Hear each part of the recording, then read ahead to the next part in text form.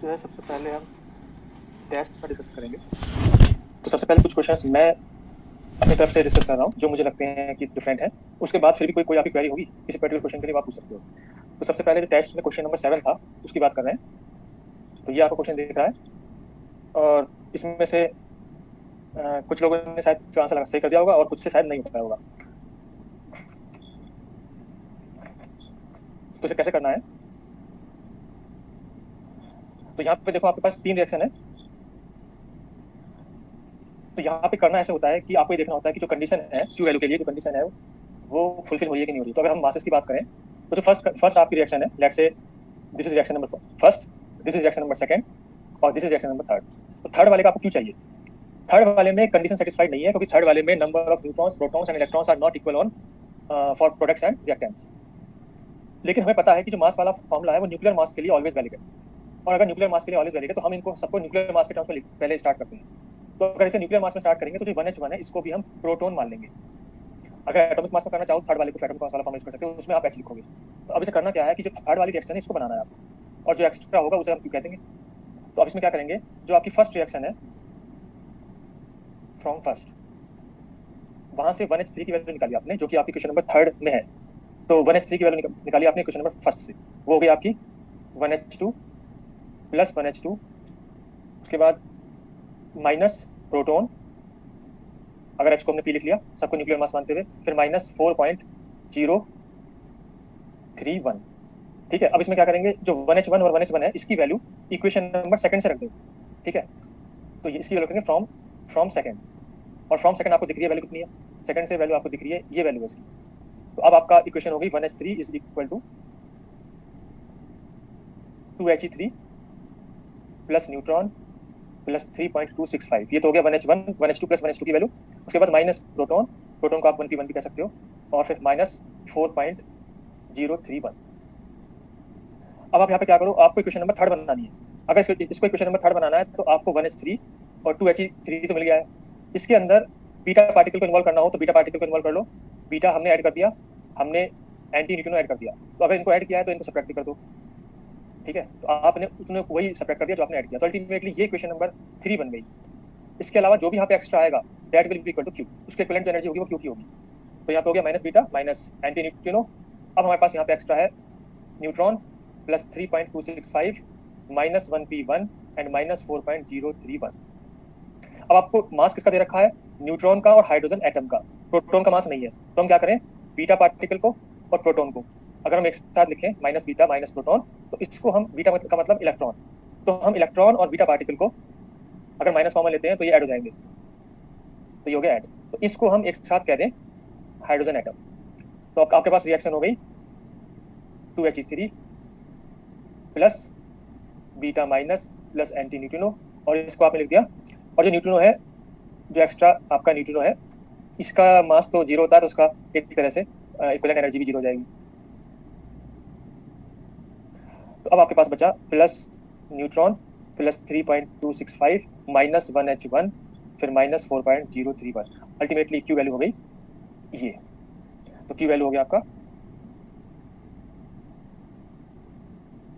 Mass of neutrino zero, mass of neutron हो गया 1.008665 into 931.5, ये एएनयू में है, फिर प्लस 3.265 एमयू में है, फिर माइनस 1.007825, ये आपने एच का मास रखा और इसको एटॉमिक उसको एमयू में चेंज कर लिया, फिर माइनस 4.031। इनकी वैल्यू आप कैलकुलेट करो कितनी होगी।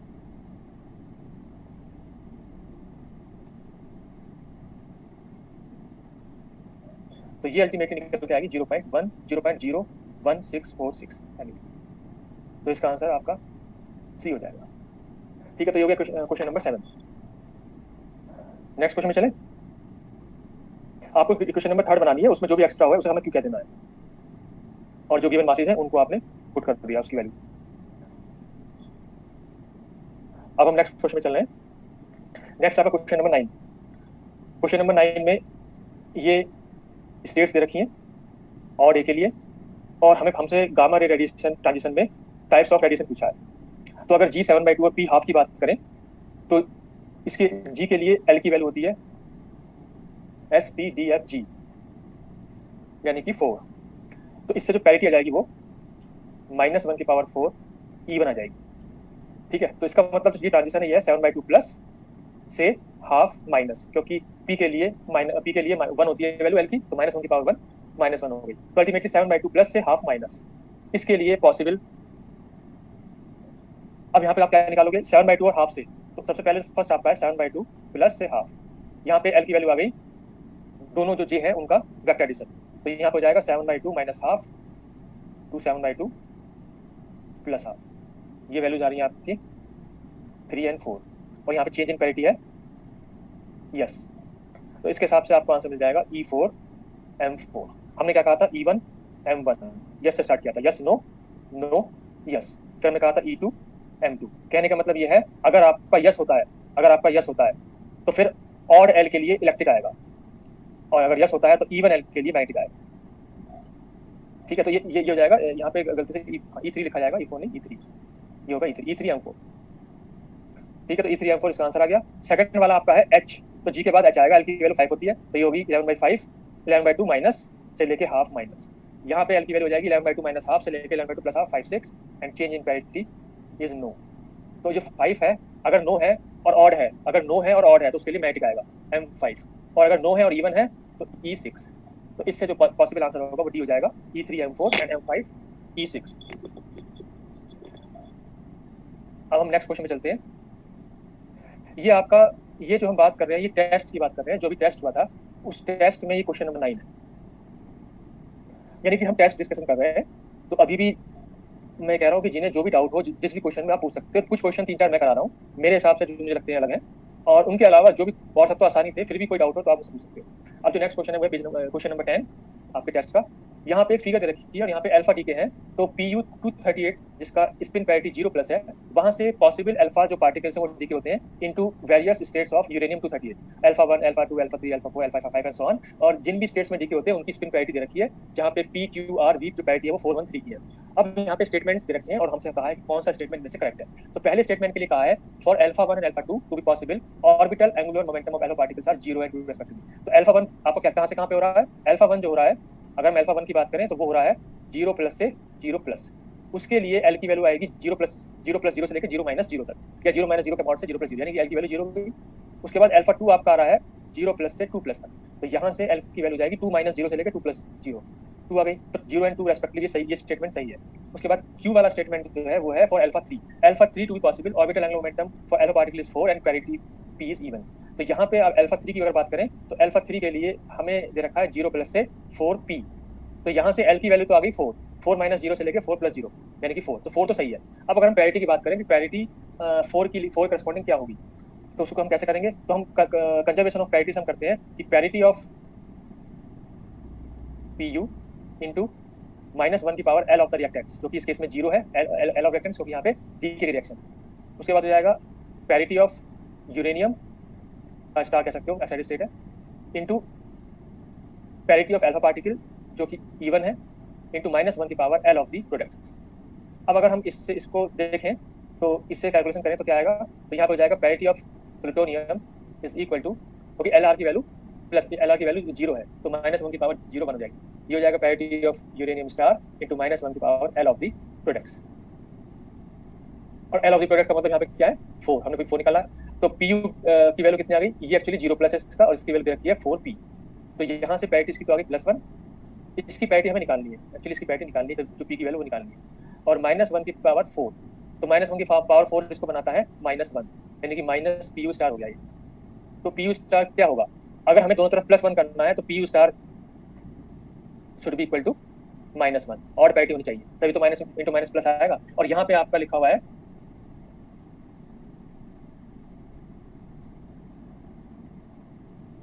यहाँ पे लिखा हुआ है इवन,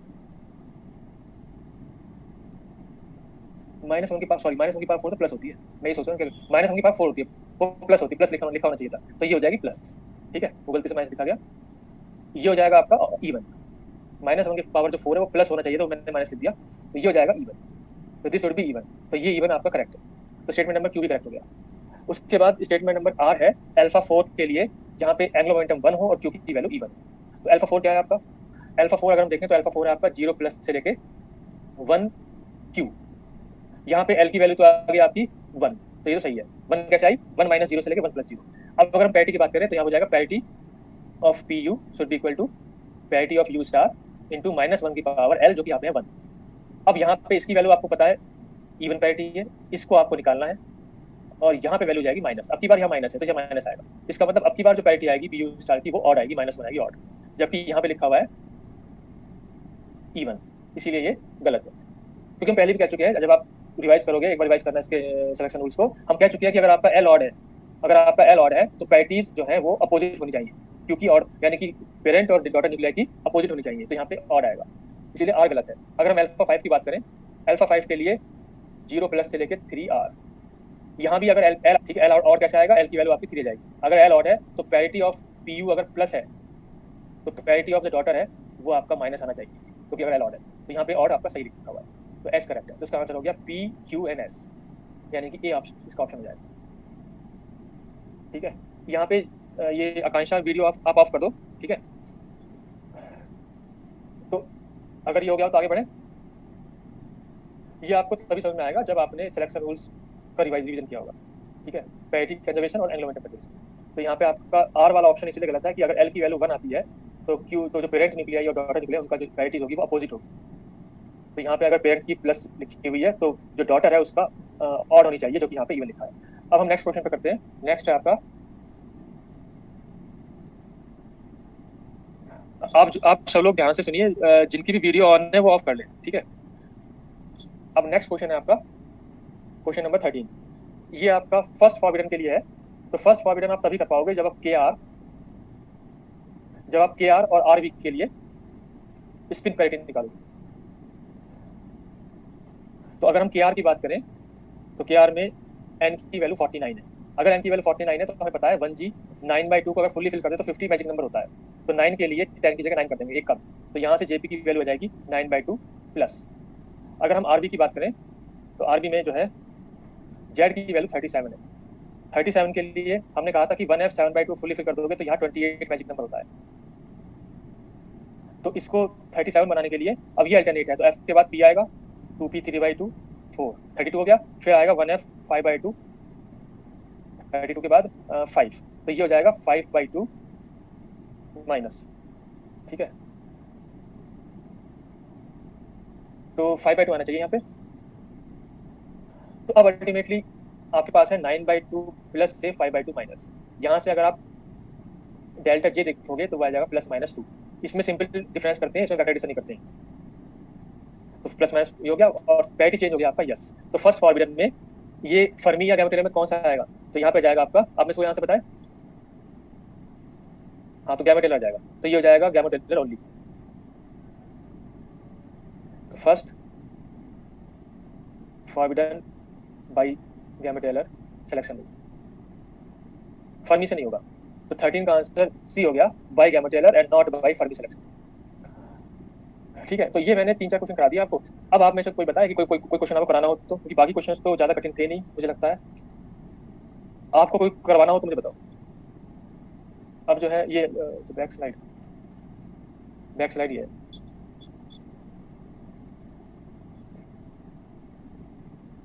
पोटेंशियल बैरियर, एक 6 नंबर है, 6 नंबर और पोटेंशियल बैरियर और 3। तो सबसे पहले हम आगे बढ़ते हैं। 3 वाले में तो कुछ भी नहीं है। 3 वाला की पूछ रहे हो तुम, सिंपल जो है फर्स्ट डेरिवेटिव करना है। बाइंडिंग एनर्जी का एक्सप्रेशन दे रखा है, फर्स्ट डेरिवेटिव 0 करना है विद रिस्पेक्ट टू जेड, ए को कांस्टेंट मानते हुए, उससे आंसर निकल जाएगा। ठीक है, तो थर्ड वाला तो आसान है। थर्ड वाले में आप दोबारा करो, फर्स्ट डेरिवेटिव 0 करना है, वहां पे जो एन की वैल्यू है, क्वेश्चन नंबर 3 में बाइंडिंग एनर्जी के एक्सप्रेशन में बीच में एन है, n-z, तो एन को हटा के आप इसको लिख लो a-2z, क्योंकि आपको पूरा एक्सप्रेशन ए और जेड में चाहिए। जब आप ऐसे कर लोगे तो फर्स्ट डेरिवेटिव 0 कर दो, ए को कांस्टेंट कर लो, इक्वल टू 0 कर दो, इससे आपको आंसर मिल जाएगा। ठीक है, क्वेश्चन नंबर 3 का। उसके बाद जो है क्वेश्चन नंबर फर्स्ट भी पूछा आपने। क्वेश्चन नंबर फर्स्ट में जो है हमें ग्राउंड स्टेट चाहिए कॉपर का, कॉपर की स्पिन पैरिटी, कॉपर 6429।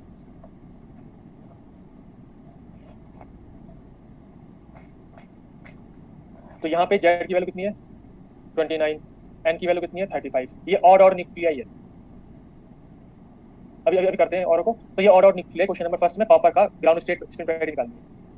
तो आपने 29 के लिए क्या किया, 29 के लिए आपने कहा 1f 7/2 8, ये तो हो गया 28 मैजिक नंबर। फिर 2p 3/2 अल्टरनेट 2p 3/2 1, तो इससे आ गया jp की वैल्यू 3/2 और lp की वैल्यू 1। हमें दोनों के लिए जे और एल की वैल्यू निकालनी है, क्योंकि यहाँ पे नॉटिंग रूल लगाना होगा, क्योंकि ऑड आउट निकली है, दिस इज ऑड आउट निकली है, तो दोनों को एक्सपेंड करना होगा।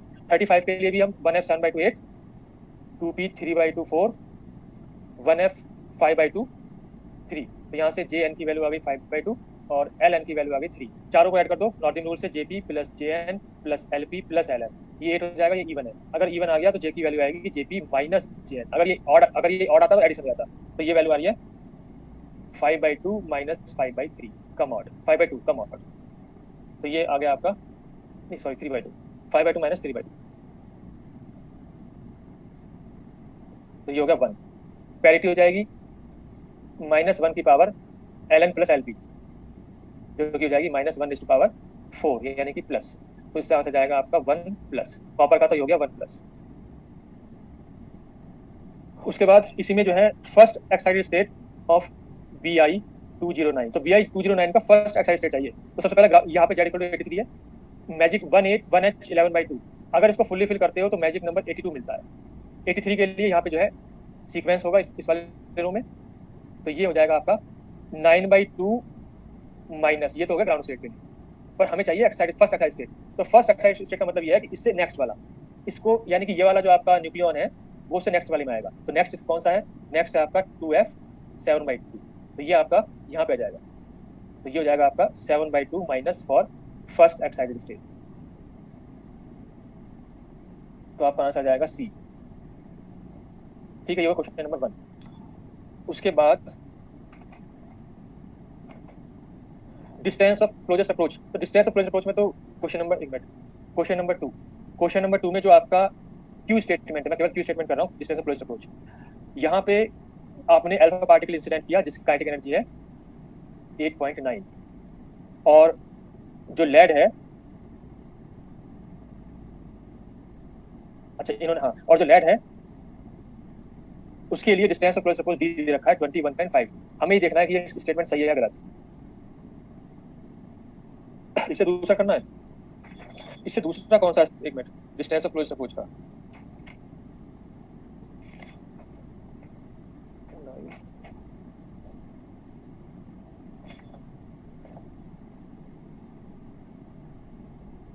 एक चलो क्वेश्चन नंबर 14 करते हैं आप।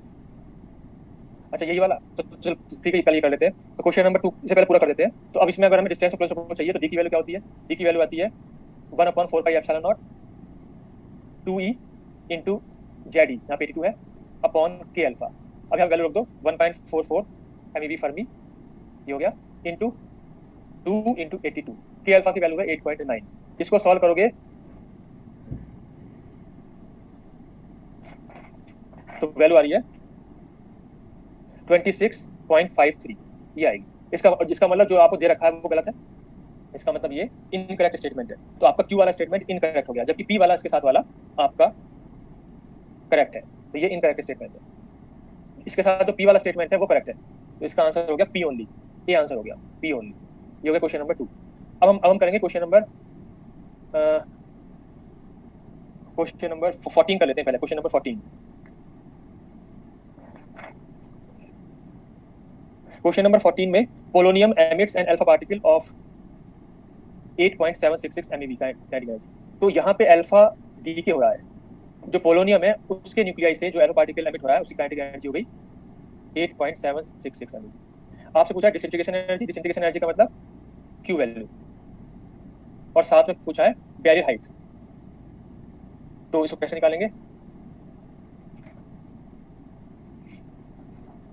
तो सबसे पहले आपका डिसइंटीग्रेशन एनर्जी क्यू वैल्यू हो गई K alpha 1 plus M alpha upon M Y. इसको आप लिख सकते हो K alpha 1 plus 4 upon A minus 4, या K alpha A upon A minus 4।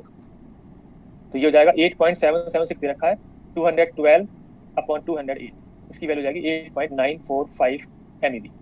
तो क्यू की वैल्यू तो ये हो गई।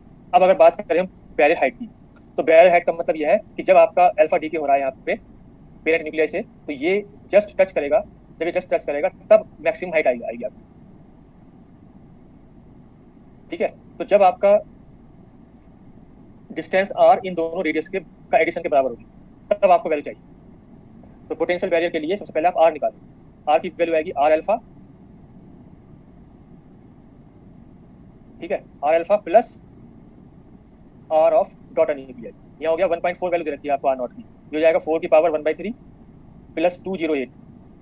ये y का जो मास नंबर होगा उसको यूज करेंगे, ना कि x का, पेरेंट का नहीं करेंगे। r की वैल्यू आ रही है 10.5173 फर्मी, ठीक है।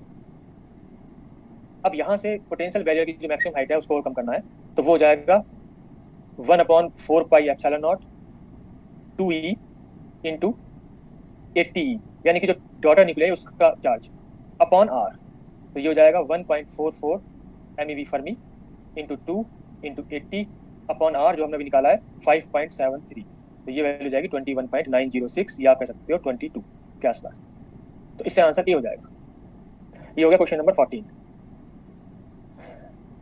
उसके बाद क्वेश्चन नंबर 11 कहाँ है, ठीक है। तो अब लास्ट क्वेश्चन करते हैं, क्वेश्चन नंबर 11, ये लास्ट है question number 11।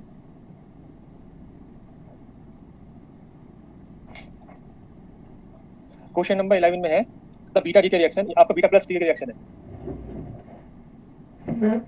Beta plus D के रिएक्शन है Mg23 Na23 plus beta plus and neutrino. Atomic masses given है दोनों न्यूक्लियाई के, काइनेटिक एनर्जी बीटा प्लस की गिवन है और काइनेटिक एनर्जी न्यूट्रिनो की पूछी है। तो आपको पता है कि क्यू वैल्यू क्या होती है, ये तो रेस्ट पे होता ही है, ये ऑलमोस्ट इसकी काइनेटिक एनर्जी जीरो जाएगी। हमने कहा था कि बीटा डीके में ऐसा होता है कि डॉटर न्यूक्लियाई का mass as compare to beta particle and neutrino बहुत ज्यादा होता है, इसलिए जो क्यू वैल्यू आएगी वो केवल काइनेटिक एनर्जी बीटा पार्टिकल की और काइनेटिक एनर्जी न्यूट्रिनो पर डिपेंड करेगी। तो आपको अगर न्यूट्रिनो का चाहिए तो वो जाएगी क्यू माइनस के बीटा प्लस। तो सबसे पहले क्यू निकाल लो, क्यू यहाँ पे एटॉमिक मास दे रखे हैं, तो एटॉमिक मास के टर्म्स में आएगा mass of Mg minus mass of Na minus 2Me into C square. इनके मासेस आप यहाँ पे रख दो तो ये आएगा 23.00, पहले Mg 23.0002 माइनस 22.99618 इंटू 931.5 और 2Me के लिए 1.05 कर सकते हो आप। तो यहाँ से क्यू वैल्यू हो जाएगी, तो क्यू वैल्यू कैलकुलेट करने के बाद आ रहा है 2.72463 MeV। जब क्यू निकाल लिया तो के ऑफ न्यूट्रिनो निकाल दो, ये हो जाएगा 2.72463 माइनस के बीटा की वैल्यू दे रखी है 1.42, तो सब्ट्रैक्ट कर लो, ये आ जाएगा 1.304 MeV। ये है ऑप्शन नंबर सी, ठीक है। उसके बाद अब आपने पूछा, अब यहाँ पे क्वेश्चन नंबर 15, ऐसे तो सारे क्वेश्चन हो जाएंगे, एक मिनट, इसमें इतने कठिन क्वेश्चन तो नहीं थे। क्वेश्चन नंबर 15, अभी एक मिनट, यहाँ पे अब क्या बचा, 6 बचा, 15 बचा और शायद किसी ने 12 पूछ लिया था, ठीक है। तो अभी देखते हैं, अब हमें करना है क्वेश्चन नंबर 6। क्वेश्चन नंबर 6 में क्या है, इलेक्ट्रिक क्वाड्रुपल मोमेंट।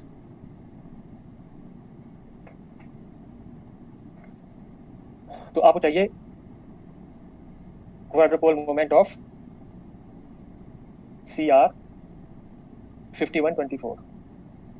तो इसके लिए सबसे पहले J की वैल्यू निकालो, तो यहाँ पे आपके पास है Z इज इक्वल टू 19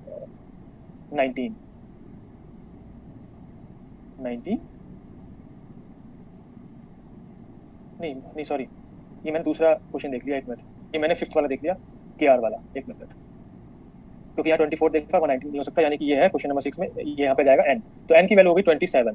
तो 27 के लिए आप क्या करोगे, 1f 7/2 का जब फुल्ली फिल करते हो तो 28 आता है, तो यहाँ पे एक कम कर दो 7, इसका हो जाएगा JP की वैल्यू 7/2 माइनस, ठीक है। तो यहाँ पे हो क्या रहा है, ये सिंगल होल हो गया, यानी कि 1 लेस देन फुल्ली फिल्ड, तो 1 लेस देन फुल्ली फिल हो गया, तो Q की वैल्यू पॉजिटिव हो जाएगी, तो Q की वैल्यू जाएगी with positive sign, single nucleon के लिए माइनस और सिंगल होल के लिए plus, 3/5 2J - 1 2J + 2 into R square, ये हो जाएगा आपका 3/5 इंटू J की वैल्यू 7/2 रख के ये आ जाएगा 6/9। उसके बाद R की वैल्यू रखोगे, R की वैल्यू होती है R नॉट हो गया 1.2 10 to power -15 उसका स्क्वायर, R नॉट स्क्वायर हो गया, और A की पावर 1/3 का स्क्वायर, A की पावर 2/3, इनको कैलकुलेट कर लेना, ये आपकी वैल्यू आएगी 7.9214 10 to power -30। यहाँ से -28 आप सेपरेट कर दो, तो जो -28 के अलावा बचेगा वो आपका 92 हो जाएगा, यानी कि 0.07921, ये हो गया आंसर आपका डी, ये क्वेश्चन नंबर 6। उसके बाद क्वेश्चन नंबर 15 जो है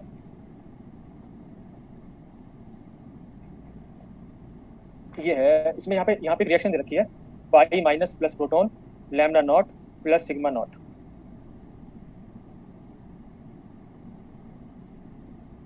अरे भाई, जो मैंने पढ़ाया है वहां पे जाके देखो ना, मैंने वहां लिखवा रखा है सिंगल होल का मतलब क्या है, सिंगल न्यूक्लियन का मतलब क्या है, और अगर नंबर ऑफ न्यूक्लियाई ऑड होते हैं मतलब 3 5, तो उसमें एन की वैल्यू रखते हैं, एन वाला फॉर्मूला क्या है उसको जाके देखो। तो जो सिंगल न्यूक्लियन है उसका फॉर्मूला -7 होता है, और यहाँ पे सिंगल होल है, होल का मतलब यहाँ फुल्ली फिल्ड 8 होते हैं, 8 में एक कम, तो 7 फिल किए, उसको सिंगल होल कह रहे हैं, उसका फॉर्मूला, यानी कि आपने यहाँ पे एन की वैल्यू कितनी फिल करी है, 2J फिल करी है। तो जब सिंगल होल का मतलब एन की वैल्यू 2J, क्योंकि आप 2J प्लस 1 फिल करते हो, एक कम फिल की 2J, तो जे वाले फॉर्मूले, एन वाले फॉर्मूले में एन की जगह 2J रख दोगे, तो फॉर्मूला यही आएगा जो यहाँ पे निकाल रहा है। तो उसका रिवीजन करो जो पढ़ाया गया है, ठीक है, तो यहाँ पे पॉजिटिव साइन आ जाएगा आपका। अब क्वेश्चन नंबर 15 ये है, यहाँ पे रिएक्शन ये दे रखी है। अब इसमें आपसे पूछा है कि अगर थ्रेशोल्ड काइनेटिक एनर्जी T1 है, अगर टारगेट प्रोटॉन है, अगर टारगेट प्रोटॉन है, टारगेट प्रोटॉन है, तो थ्रेशोल्ड एनर्जी T1 कह रहे हैं। अगर टारगेट पाई माइनस है तो थ्रेशोल्ड एनर्जी को T2 कह रहे हैं, और ये जो है केस सेकंड है। तो अब यहाँ पे T1 T2 के जो फॉर्मूले हैं उनमें अंतर क्या है, तो अगर यहाँ पे अगर हम T1 का फॉर्मूला यूज करें, तो T1 वाला फॉर्मूला आएगा, T1 का मतलब यहाँ पे के थ्रेशोल्ड है, तो T1 is equal to sum of the product masses, हम मैं फॉर्मूला नंबर 2 यूज कर रहा हूँ, sum of the product masses का square minus sum of the reactants उनका square into C square upon 2 into mass of the target. यहाँ mass of target कितना है, मास ऑफ प्रोटॉन। T2 कितना है, T2 तब होगा जब आपका टारगेट जो है वो पाई माइनस होगा। तो यहाँ पे न्यूमरेटर तो सेम रहेगा, न्यूमरेटर विल बी सेम, सिर्फ डिनोमिनेटर में अंतर आएगा जहाँ टारगेट चेंज हुआ है, 2 into mass of pi minus.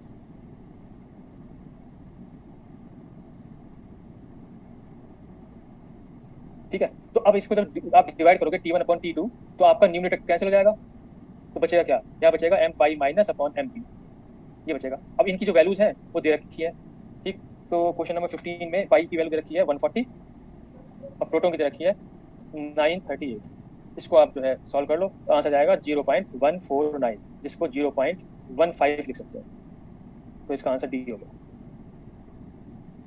ठीक, अब जो है क्वेश्चन नंबर 12 लास्ट कर लेते हैं। क्वेश्चन नंबर 12 जो पूछा है उसमें युकावा मेसन थ्योरी है। युकावा मेसन थ्योरी में हमने कहा delta E delta T equal to है, डेल्टा टी ई की वैल्यू क्या हो गई, mc स्क्वायर, जहाँ पे m is the mass of the exchange particle. Delta t की वैल्यू क्या हो गई, range of the exchange particle या range of the force upon velocity, अगर इलेक्ट्रिक पार्टिकल है।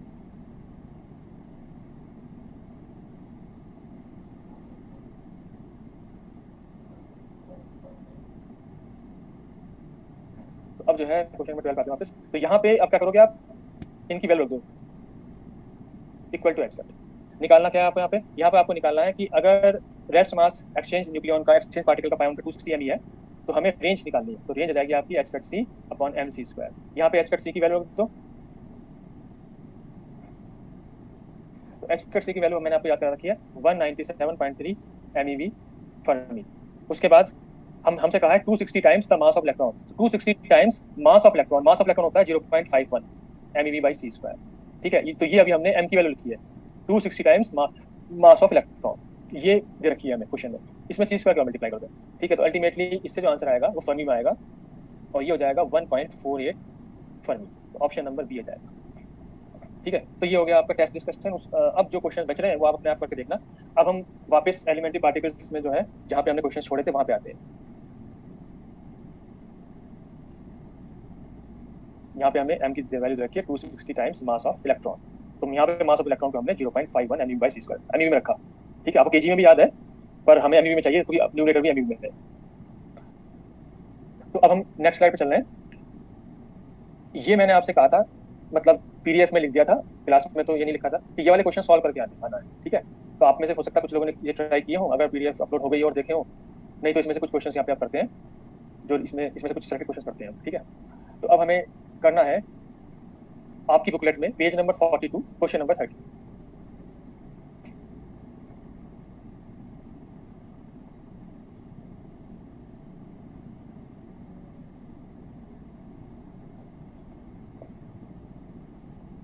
तो इसका आंसर कैसे कैसे निकालेंगे। हाँ, नेक्स्ट क्लास मेरी ही है, क्योंकि शायद क्वांटम की क्लास कैंसिल हो गई है, वो उनको कुछ काम था इसलिए। तो नेक्स्ट क्लास मेरी है। तो यहाँ पे आप सॉल्यूशन करते हैं। तो यहाँ पे देखो, ये हमारे पास रिएक्शन है, तो सबसे पहले यहाँ पे एंगुलर मोमेंटम देखते हैं, या सबसे पहले आसान वाला देखो, इलेक्ट्रिक चार्ज। तो चार्ज यहाँ पे +1 +1 +1 एंड -1, तो दोनों तरफ चार्ज कंजर्व हो रहा है। हमसे पूछा है कौन सा इंट्रैक्स, यहाँ पे कौन सा कंजर्वेशन लॉ वायलेट हो रहा है, वो वायलेट पूछा है। तो यानी कि ये तो आंसर नहीं है, इलेक्ट्रिक चार्ज तो कंजर्व हो गया। अब अगर बात करें एंगुलर मोमेंटम, तो एंगुलर मोमेंटम में मैंने आपसे क्या कहा था कि दोनों तरफ रिजल्टेंट स्पिन कैलकुलेट करो। अगर दोनों तरफ हाफ इंटीजर आ रहा है तो कंजर्व है, दोनों तरफ इंटीजर आ रहा है तो कंजर्व है, अगर एक तरफ इंटीजर एक तरफ हाफ आ रहा है तो कंजर्व नहीं है। तो यहाँ पे टॉ म्यू ये सभी इलेक्ट्रॉन से सबकी स्पिन हाफ होती है। तो अगर आप तीन आपके पास फर्मियोन है, वैसे तो मैंने कहा था दोनों तरफ नंबर ऑफ फर्मियोन्स देख लो, यहाँ पे 1 फर्मियोन हो गया, यहाँ पे 3 फर्मियोन हो गए, तो जो है दोनों तरफ हाफ इंटीजर स्पिन आएगी, ठीक है। लेकिन अगर आपको एग्जैक्ट करना है तो मैं ये वाला मेथड इसलिए सही है कि बाई चांस आप किसी पार्टिकल की स्पिन भूल जाओ जो मैंने याद कराई है, तो फिर कैसे होगा, कम से कम इतना तो पता होगा कि ये फर्मी पार्टिकल है, बोसोन है। तो यहाँ पे चारों फर्मी पार्टिकल, चारों इलेक्ट्रॉन है, अगर यहाँ पे राइट साइड में तीनों फर्मी पार्टिकल है, तीनों की इंटीजर हाफ इंटीजर स्पिन होगी, तो रिजल्टेंट भी हाफ ही आएगा। कैसे आएगा, हाफ और हाफ का 0 1, फिर 0 का हाफ के साथ हाफ, और फिर 1 का हाफ 3/2। अल्टीमेटली दोनों तरफ अगर हाफ इंटीजर आया तो ये कंजर्व होगा। तो एंगुलर मोमेंटम इज कंजर्व, तो ये ऑप्शन भी नहीं होगा। अब यहाँ पे बी और डी ऑप्शन में देखो, टॉ नंबर का मतलब क्या है, टॉ नंबर का मतलब यह है कि टॉनिक इलेक्ट्रॉन नंबर, इसका मतलब है टॉनिक इलेक्ट्रॉन नंबर। तो जब आप टॉनिक को कंजर्व करोगे, ये आपके पास रिएक्शन है, तो जब टॉनिक वाले करोगे तो म्योनिक को 0 करोगे, तो यहाँ पे टॉनिक वाला तो -1 हो गया और म्योनिक वाले 0 हो गए, तो आपका टॉनिक इलेक्ट्रॉन नंबर वायलेट हो रहा है, तो ये भी आंसर नहीं है। अब बी वाला क्या है, तो अब बी वाला एक्चुअली क्या है कि ये कह रहा है टोटल इलेक्ट्रॉन नंबर। कहने का मतलब ये है कि हम टोटल को कंजर्व नहीं करते हैं, पर इसने कहा है इसलिए कर रहे हैं, यानी कि ये मेथड गलत है कि टोटल को कंजर्व करो, हम टोटल को कंजर्व नहीं करते हैं, हमें तीनों को सेपरेटली कंजर्व करना होता है, लेकिन इन्होंने कहा है तो इसलिए हम कर रहे हैं। तो अब हम अगर टोटल इलेक्ट्रॉन नंबर कर रहे हैं तो फिर सबको आप सबकी वैल्यू लिखोगे, तो इसकी वैल्यू लिखोगे आप, ठीक है, नहीं सॉरी मैंने कर दिया, डी तो आंसर हो चुका ना हमारा, क्योंकि डी वायलेट हो चुका है, डी वायलेट हो चुका है तो आंसर तो आ चुका, अब मैं बी की बात कर रहा हूँ, ठीक है, आंसर डी हो गया क्योंकि वायलेट हो चुका है। अब बी वाले को देखो, बी वाला कंजर्व हो रहा है क्लियर, तो यहाँ पे हो गया -1, ये -1, ये -1 और ये +1, अगर टोटल किया आपने तो ये कंजर्व है, इसीलिए बी वाला भी ऑप्शन नहीं है। तो लेकिन मैं फिर से कह रहा हूँ टोटल को कंजर्व आपको अपने आप नहीं करना, इसने कह दिया इसलिए हम कर रहे हैं, अदरवाइज टोटल को नहीं करते हैं। मैंने जो कंजर्वेशन लॉस कराया, जो टेबल लिखवाई है उसके हिसाब से करना है। Number 6, 7, 8 electronic muonic tauonic should be conserved separately. तो यहाँ पे जो बेस्ट पॉसिबल आंसर है वो जो है टॉ नंबर हो गया। अब हम नेक्स्ट क्वेश्चन पे चलते हैं। ये तो क्वेश्चन आसानी है, यहाँ पे पेज नंबर 42 क्वेश्चन नंबर 32, इसका आंसर बताओ।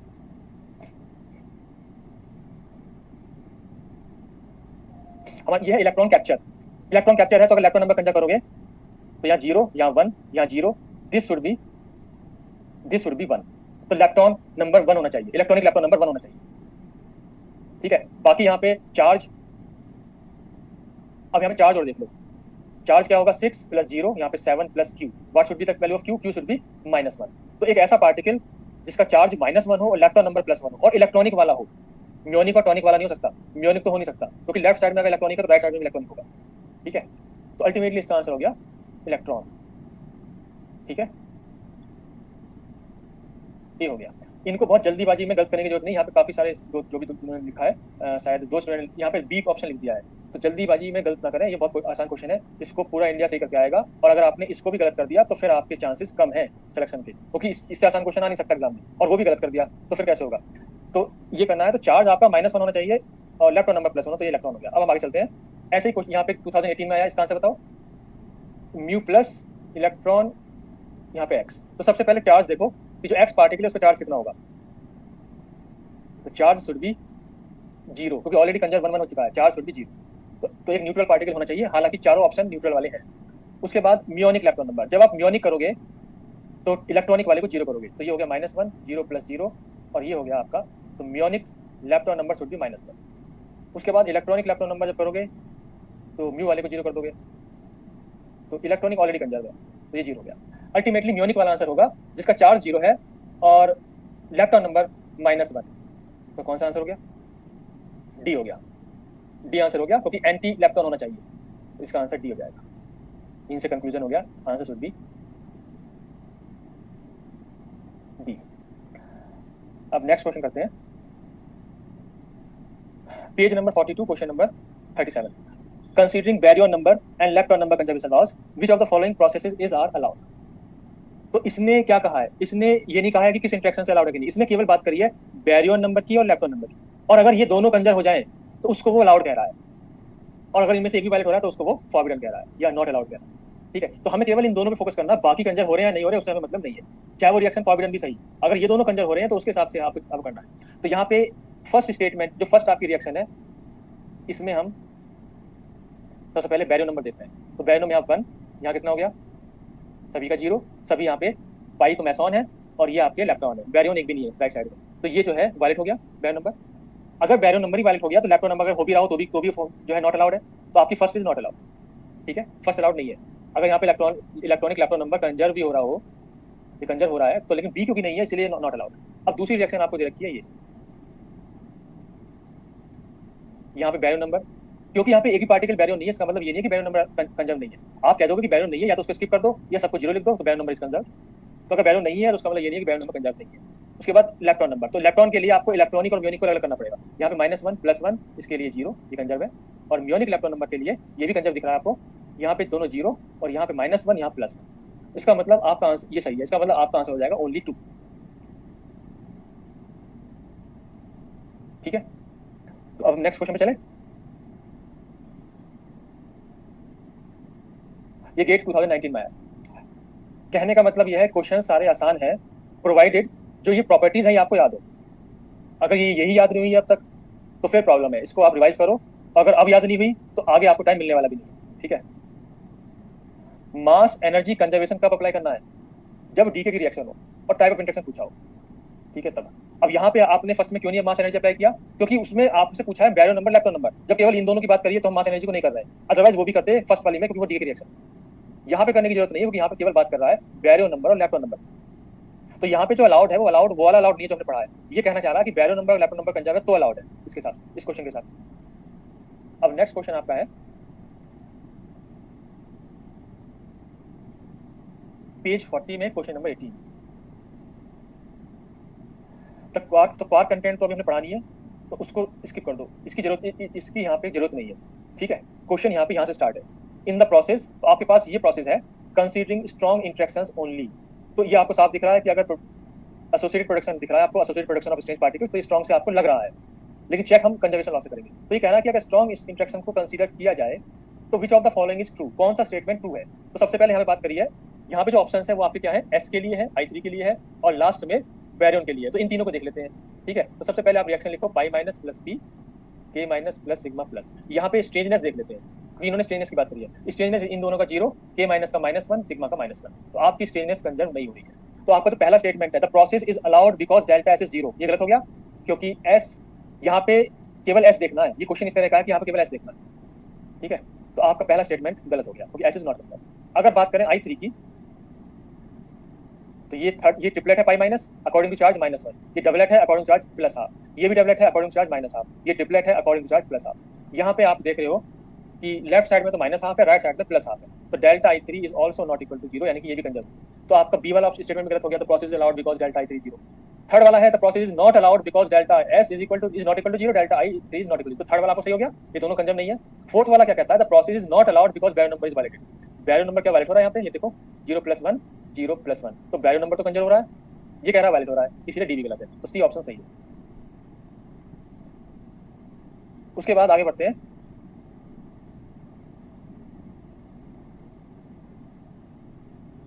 Which one of the following is fermion. कौन सा पार्टिकल, कौन सा न्यूक्लियाई, कौन सा एटम, कौन सा सिस्टम फर्मियन या बोसोन है, उसके लिए क्या करते हैं। तो कोई भी सिस्टम फर्मियन या बोसोन है उसके लिए आप स्पिन देखते हो। अगर आपकी टोटल स्पिन हाफ इंटीजर आ गई, हाफ ऑड इंटीजर, तो फर्मियन है। अगर आपकी टोटल स्पिन इंटीजर आ गई तो बोसोन है, आपको फर्मियन देखना है। अगर आप अल्फा पार्टिकल की बात करो तो अल्फा पार्टिकल होता है हीलियम का न्यूक्लियस, इसमें इलेक्ट्रॉन नहीं होते हैं, ये न्यूक्लियस है। इसमें फोर फर्मी पार्टिकल हो गए, 4 फर्मियंस हो गए, 2 प्रोटॉन 2 न्यूट्रॉन। तो अगर total number of fermions even है, तो स्पिन क्या हो जाएगी, इंटीजर। और अगर स्पिन इंटीजर हो गई तो सिस्टम क्या हो गया, बोसोन। तो अल्फा पार्टिकल इज बोसोन। ठीक है, यहाँ पे न्यूक्लियाई है BE7 इसका, तो यहाँ पे 7 ये न्यूक्लियस इलेक्ट्रॉन नहीं है, 7 आपका ऑड फर्मी पार्टिकल है, ऑड फर्मियन है।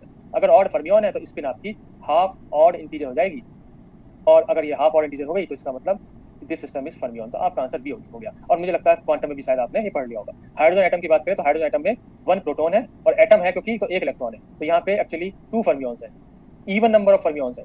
इसका मतलब इसकी भी स्पिन इंटीजर होगी और इसलिए ये बोसोन होगा। और ये ड्यूट्रॉन है, ड्यूट्रॉन एक्चुअली ड्यूट्रॉन न्यूक्लियस होता है 1s2 का और ड्यूटेरियम एटम होता है। तो क्योंकि ये न्यूक्लियस है तो यहाँ पे 2 फर्मियंस हैं, इवन नंबर ऑफ फर्मियंस हैं, इसलिए स्पिन आपकी इंटीजर आएगी और इसलिए ये भी बोसोन होगा। तो आंसर आपका बी आ चुका। अब हम आगे बढ़ते हैं क्वेश्चन नंबर 28। क्वेश्चन नंबर 28 में देखो क्या है, इन SU3 क्वार्क मॉडल, तो SU3 हम अभी बाद में करेंगे। अल्टीमेटली क्वेश्चन ये है द ट्रिपलेट ऑफ द मेसॉन्स, इसके लिए बात कर रहे हैं। तो ये जो ट्रिपलेट है इनका आइसोस्पिन क्या होगा और स्ट्रेनलेस कितना होगा? क्या आंसर हो गया? गेट 2016 28 का आंसर क्या होगा बताओ, आप में से कोई बताए? हाँ, तो आप लोग आंसर बता रहे हो बी, ठीक है, सबने बी बताया। तो बी होगा क्योंकि ये ट्रिपलेट है isospin 1, triplet isospin 1 2i + 1 = 3, it is triplet, ultimately i = 1 and it is not strange particle. अब उसके बाद आपको बताना है question number 29, electromagnetic interactions are. तो इलेक्ट्रोमैग्नेटिक इंटरेक्शन में कौन सा ऑप्शन सही है? C conserving, C non conserving but CP conserving, CP non conserving but CPT conserving, CPT non conserving, क्या आंसर हो गया? तो यहाँ पे आपके डिफरेंट आंसर्स आ रहे हैं।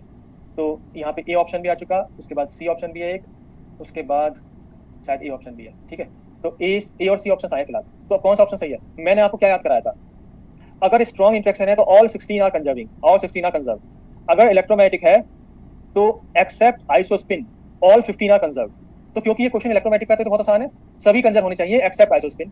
तो यहाँ पे आंसर हो गया सी कंजर्विंग, सी कंजर्व होगा क्योंकि सभी 15 कंजर्व होंगे एक्सेप्ट आइसोस्पिन। तो यहाँ पे जो लिखा है सीपी नॉन कंजर्विंग ये गलत है, जहाँ पे लिखा सीपीटी नॉन कंजर्विंग ये गलत है, जहाँ पे लिखा सी नॉन कंजर्विंग ये गलत है। इलेक्ट्रोमैग्नेटिक में आइसोस्पिन के अलावा सभी 15 कंजर्व होते हैं। अगर ये क्वेश्चन वीक का होता तब हम सोचते हो कि वीक में काफी सारे नो हैं, ठीक है। तो इसका आंसर ये हो गया, इससे आसान क्वेश्चन भी नहीं आ सकता। और फिर भी आप में से काफी लोग गलत कर रहे हैं। तो अब हम आगे बढ़ते हैं। तो इसका आप रीजन करो जो टेबल है उसका। अब आपको क्या करना है, अब हम नेट के क्वेश्चन स्टार्ट किया हमने, अभी तक हम गेट कर रहे थे। तो ये है page number 44, question number 4, the dominant interactions underlying the following processes. यहाँ पे फोकस करना जो मैं कहने वाला हूँ। यहाँ पे आपके पास 3 रिएक्शन है और जो ऑप्शंस हैं उन ऑप्शंस में फॉरबिडन नहीं है, no forbidden option in option. तो अगर ऑप्शन में फॉरबिडन नहीं है इसका मतलब ये तीनों रिएक्शन किसी ना किसी इंटरेक्शन से हो ही रही है और ये फॉरबिडन वाली रिएक्शन नहीं है। इसका मतलब आप फर्स्ट 8 कंजर्वेशन लॉस को स्किप कर सकते हो, क्योंकि अगर आप फर्स्ट 8 को स्किप कर दोगे तो आपको टाइम बचेगा एग्जाम में। 3 रिएक्शंस के लिए अगर 8 करोगे तो टाइम जाएगा, चाहे भले 2-3 मिनट जाए, पर टाइम तो इंपॉर्टेंट है वो। इसलिए क्योंकि यहाँ फॉरबिडन की पॉसिबिलिटी नहीं है, आप फर्स्ट 8 को स्किप कर दो, ये मानते हो कि फर्स्ट 8 तो होंगे ही क्योंकि रिएक्शन पॉसिबल है। तो अब आप नंबर 9 से स्टार्ट करो। तो सबसे पहले मुझे ये बताओ कि फर्स्ट रिएक्शन जो आपकी ए वाली है ये कैसी आपको नजर आ रही है, स्ट्रॉन्ग, इलेक्ट्रोमैग्नेटिक और वीक में से? पॉइंट्स टू रिमेंबर से, यहाँ पे रिएक्शन है नॉन स्ट्रेंज और स्ट्रेंज पार्टिकल का रिएक्शन है। तो आपको पहली वाली स्ट्रॉन्ग से नजर आ रही है, पॉइंट्स टू रिमेंबर से। अब इसको कंफर्म करने के लिए आप कंजर्वेशन लॉस से कंजर्वेशन लॉस अप्लाई करके देखो। तो स्ट्रेंजनेस आप नंबर 9 का है, नंबर 9 है strangeness, -1 + 0 -1 + 0 it is conserved I3। I3 ये -½ डबलेट है, +½ डबलेट है, triplet -1 according to charge, triplet +1 according to charge, conserve I। यहाँ पे I जब करोगे तो ये डबलेट, ये डबलेट, ये ट्रिपलेट, दोनों का वेक्टर एडिशन 0 1, दोनों का vector addition 0 1 2, at least 1 should be common, यहाँ पे 2 कॉमन है। इसका मतलब कंजर्व, I इज कंजर्व। अगर I कंजर्व तो ये हो गया स्ट्रॉन्ग। उसके बाद option number B, option number B में मैंने क्या कहा था, अगर एक साइड में इलेक्ट्रॉन्स है, हालांकि ये एग्जांपल में पहले कर चुका हूं, अगर एक साइड में इलेक्ट्रॉन्स है तो डू नॉट कंजर्व I3 तक कंजर्व करो, डू नॉट कंजर्व I, तो I3 तक करो। तो आप नंबर 9 करो पहले स्ट्रेंजनेस, तो ये हो गया 0 + 0 -1 + 1 कंजर्व, फिर I3 इलेक्ट्रॉन्स का होता नहीं है, ये डबलेट है -½ +½ I को करना नहीं है, I को बिना करे कह देना इलेक्ट्रोमैग्नेटिक। अगर I3 कंजर्व नहीं होता तो वीक, I3 कंजर्व है तो इलेक्ट्रोमैग्नेटिक। उसके बाद डी जो सी वाला ऑप्शन है वो क्या नजर आ रहा है आपको? सी क्या, कौन सा इंटरेक्शन हो सकता है? सी वाले का आंसर बताओ, सी वाला कौन सा इंटरेक्शन नजर आ रहा है? तो सी वाला वीक हो गया, ठीक है। क्यों? क्योंकि ये डीके ऑफ स्ट्रेंज पार्टिकल है, डीके ऑफ स्ट्रेंज पार्टिकल है तो ये वीक से होना चाहिए। अब यहाँ पे क्या करो, आप नंबर 9 स्ट्रेंजनेस कंजर्व करो। तो आपने जब स्ट्रेंजनेस कंजर्व की तो ये आ गया -1, ये होगा 0 0। अगर आपका डेल्टा एस का मॉड 1 आ जाए तो कंक्लूड कर दो स्ट्रेंजनेस इज नॉट कंजर्व, 1 है तो वीक हो गया। अगर 1 भी नहीं होता, मान लो 2 3 होता तो भी फॉरबिडन होता। तो इसका आंसर क्या आ गया, ए का स्ट्रॉन्ग, बी का इलेक्ट्रोमैग्नेटिक, सी का वीक, ये ऑप्शन होगा। अब हम आगे चलते हैं, page 45, question number 12, consider the four processes. यहाँ पे चारों डीके की रिएक्शन है, which of the above is are forbidden for free particles। ये पार्टिकल्स फ्री है, और वैसे भी मैंने आपसे कहा है कि अगर वो फ्री ना भी लिखता तो भी इन जनरल हम फ्री मानेंगे, ये मत मानो कि वो ठीक है। और इन जनरल ये रेस्ट पे डीके हो रहे हैं। तो अब हम आगे बढ़ रहे हैं। तो अब पहले वाला जो ऑप्शन है, ये बताओ पहले वाला ऑप्शन पॉसिबल है कि नहीं है? हमें हमें चाहिए यहाँ पे फॉर्बिडन। पहले वाला जो ऑप्शन है, जो पहला जो वन है, ये पॉसिबल है कि नहीं है, ये बताओ। नहीं है। क्यों नहीं है? क्योंकि हमने कहा था कि free proton will never decay, तो वो नहीं है। मैंने कहा था free proton will never decay into any particle. Free proton will never decay. क्यों? Since its life time is infinite. ठीक है, तो वो कभी भी डीके नहीं होगा। और वैसे भी यहाँ पे अगर आप देखो तो मास एनर्जी कंजर्व नहीं है। अगर गलती से आपने ये वाला कंसेप्ट नहीं किया तो आप इसे मास एनर्जी कंजर्वेशन लगा दो तो भी नहीं है। हमने कहा था डीके में मास of the proton should be greater then mass of the products. यहाँ पे आपका प्रोडक्ट के मास ज्यादा है, तो ये वैसे भी गलत है। लेकिन मैं ये कह रहा हूँ कि अगर यहाँ पे प्रोडक्ट का मास कम भी होता तो भी नहीं होता, क्योंकि प्रोटॉन कभी डीके नहीं होगा। तो ये मास एनर्जी यहाँ पे कंजर्वेशन नहीं। Ultimately first is forbidden. आपसे पूछा कौन कौन से फॉरबिडन है, तो फर्स्ट तो फॉरबिडन हो गया। अब जो है आप सेकंड बताओ। सेकंड वाला आपको, सेकंड वाले में आपको लग रहा है कि पॉसिबल है कि नहीं, बताओ। तो सेकंड वाले में क्या क्या चीज कंजर्व नहीं है?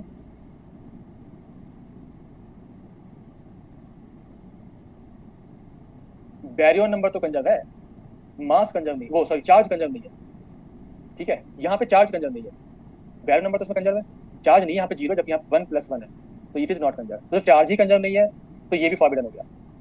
ठीक है, अल्टीमेटली ये आपका फॉरबिडन हो गया। आपसे फॉरबिडन ही पूछा है, आपसे फॉरबिडन ही पूछा है।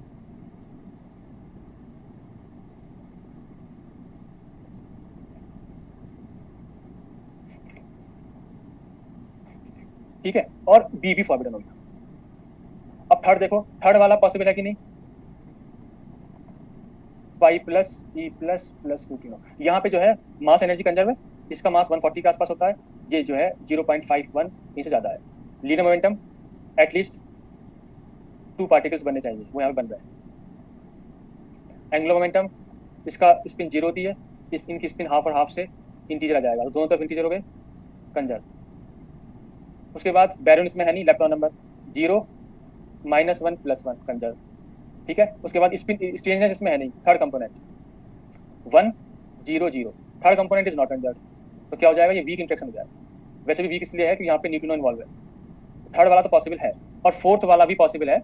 ये बार बार रिएक्शन आपको दिख रही है, ये इलेक्ट्रोमैग्नेटिक से होती है, ये भी पॉसिबल है। तो यानी कि आपका आंसर फर्स्ट एंड सेकंड हो गया, जो दोनों फॉरबिडन है। इसमें आप कंजर्वेशन लॉज लगा लेना, फोर्थ वाले में इलेक्ट्रोमैग्नेटिक आएगा, और आई को कंजर्व नहीं करना, क्योंकि इसमें फोटोन है, I3 तक करना है। जब आप I3 करोगे तो I3 तक यहाँ पर कंजर्व हो जाएगा, तो इलेक्ट्रोमैग्नेटिक हो जाएगा। आई को कंजर्व नहीं करना, क्योंकि इसमें फोटोन है। तो ये हो गया इसका आंसर डी, 1 और 2 आर फॉरबिडन। अब हम नेक्स्ट क्वेश्चन पे चल रहे हैं।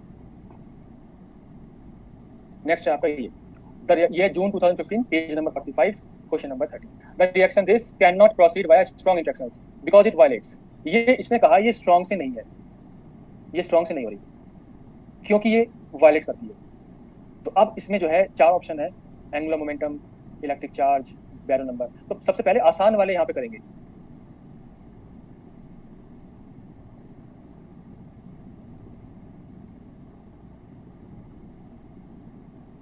बैक स्लाइड लिया है।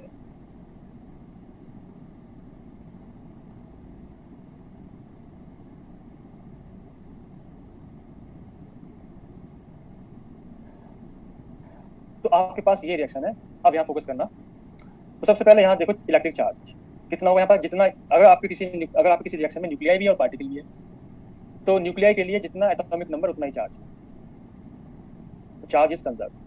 तो आपका बी ऑप्शन नहीं है। बैरियो नंबर के लिए हमने कहा मास नंबर जो है वही Berio number, pi not is not Berio, Berio number भी कंजर्व है, ये भी ऑप्शन नहीं है। एंगुलर मोमेंटम की बात करें तो एंगुलर मोमेंटम के लिए मैंने कहा था स्पिन देखनी है। स्पिन कैसे देखोगे, 1d2 जो है, 1d2 में जो है आपका मास नंबर इवन है, मास नंबर इवन है। अगर मास नंबर इवन है तो आपकी जो स्पिन होगी वो भी इंटीजर होगी। तो यहाँ पे इंटीजर स्पिन, 1d2 इसकी भी इंटीजर स्पिन। इसका मतलब इन दोनों का जब रिजल्टेंट निकालोगे तो इंटीजर स्पिन आ जाएगी आपकी रिजल्ट रिएक्टेंट्स की। यहाँ प्रोडक्ट्स की बात करें तो यहाँ भी इंटीजर स्पिन है हीलियम की, क्योंकि ये इसमें भी मास नंबर इवन है। पाई नॉट की स्पिन आपको पता है जीरो होती है, पाई नॉट की स्पिन जीरो होती है। तो इन दोनों से भी इंटीजर स्पिन, अगर दोनों तरफ इंटीजर स्पिन आ गई तो एंगुलर मोमेंटम कंजर्व है, तो ये भी कंजर्व है। तो अब आइसोस्पिन की बात करें। अब यहाँ फोकस करना, मैं फिर से कह रहा हूँ और मैं बार बार कह चुका हूँ, जब भी ऑप्शन में आइसोस्पिन आए आपको आइसोस्पिन नहीं करना है कंजर्व, आपको I3 करना है पहले। इससे पहले भी ये क्वेश्चन आ चुका, मैंने उसमें ही बताया था, ठीक है। तो जब भी आइसोस्पिन वाला ऑप्शन आए, आप आइसोस्पिन को बाद में करना। मैंने क्या कहा था, मैंने आपको इस वाले रिएक्शन में कहा था, अगर आपको ध्यान हो तो, और एक क्वेश्चन भी हम कर चुके गेट का शायद। मैंने कहा था कि अगर आप गलती से आप आइसोस्पिन को डायरेक्ट करोगे तो वो होती हुई नजर आ रही है। जब आप करोगे तो यहाँ पे दोनों तरफ हाफ हो गया, कॉमन हो गया, आप कह दोगे आइसोस्पिन। आइसोस्पिन को पहले नहीं करना है। जो मैंने आपको सीक्वेंस बताई है उसमें I3 पहले आता है, तो पहले I3 को करो। अगर आपका I3 ही कंजर्व नहीं हो रहा है तो फिर डू नॉट कंजर्व I को बिना करे कह दो I will not be conserve because I3 is not conserve, both are inter related to each other. तो डायरेक्टली I को नहीं करना है, नहीं तो गलत हो जाएगा। क्या करना है, पहले I3 करो, I3 करो। अब मैंने फिर आपसे कहा कि अगर किसी भी रिएक्शन में न्यूक्लियाई इन्वॉल्व है तो उसका I3 कैसे निकलता है, Z-N/2, जो कि इस केस में अल्फा पार्टिकल और ड्यूट्रॉन के लिए I3 and I both are 0। ये मैं आपको लिखवा चुका हूँ, ये आपको याद करना है। तो अल्फा और ड्यूट्रॉन के लिए तो I3 0 हो जाएगा फॉर्मूले से, बट I भी 0 होता है। तो यहाँ पे जब आप I3 करोगे तो इसका 0 आएगा, इसका 0 आएगा, इसका 0 आएगा, और पाई नॉट का 0 है ही, क्योंकि पाई नॉट ट्रिपलेट है। I की वैल्यू 1 और third component 1 0 -1 according to charge. तो यहाँ पे I3 कंजर्व हो गया। अब यहाँ पे अब अगर आप I की बात करो, वैसे तो यहाँ पे I3 कंजर्व हो गया। अगर I3 हो गया तो आगे बढ़ना है। अब अगर I करोगे तो यहाँ पे देखो ये 0 है, मैंने ड्यूट्रॉन के लिए कहा था, ड्यूट्रॉन अल्फा के लिए याद रखो। तो इसका जो है बैक एडिशन करना है, ठीक है। तो ये I0 हो गया, यहाँ भी I0 हो गया, यहाँ पे I0 है और यहाँ पे I1 है, ट्रिपलेट है। पाई जो है पाई का ट्रिपलेट है। तो इनका इनसे आ जाएगा आपका, इनसे आ जाएगा 0, इनसे आ जाएगा 1। तो कोई भी कॉमन नहीं हुआ, नो कॉमन, एक तरफ 1 एक तरफ 0, तो I इज नॉट कंजर्व। अगर I कंजर्व नहीं है तो इसका आंसर तो मिल गया कि भाई I थर्ड ऑप्शन हो गया। अब मुझे कोई बता सकता है कि क्या ये रिएक्शन फॉरबिडन है या इसमें टाइप ऑफ इंटरेक्शन पता चल गया आपको? आप इसमें से बताओ कि क्या इसको फॉरबिडन लिख दें। अगर पूछता कि ये रिएक्शन फॉरबिडन है या किस तरह का इंटरेक्शन है इसमें, तो आंसर क्या होता?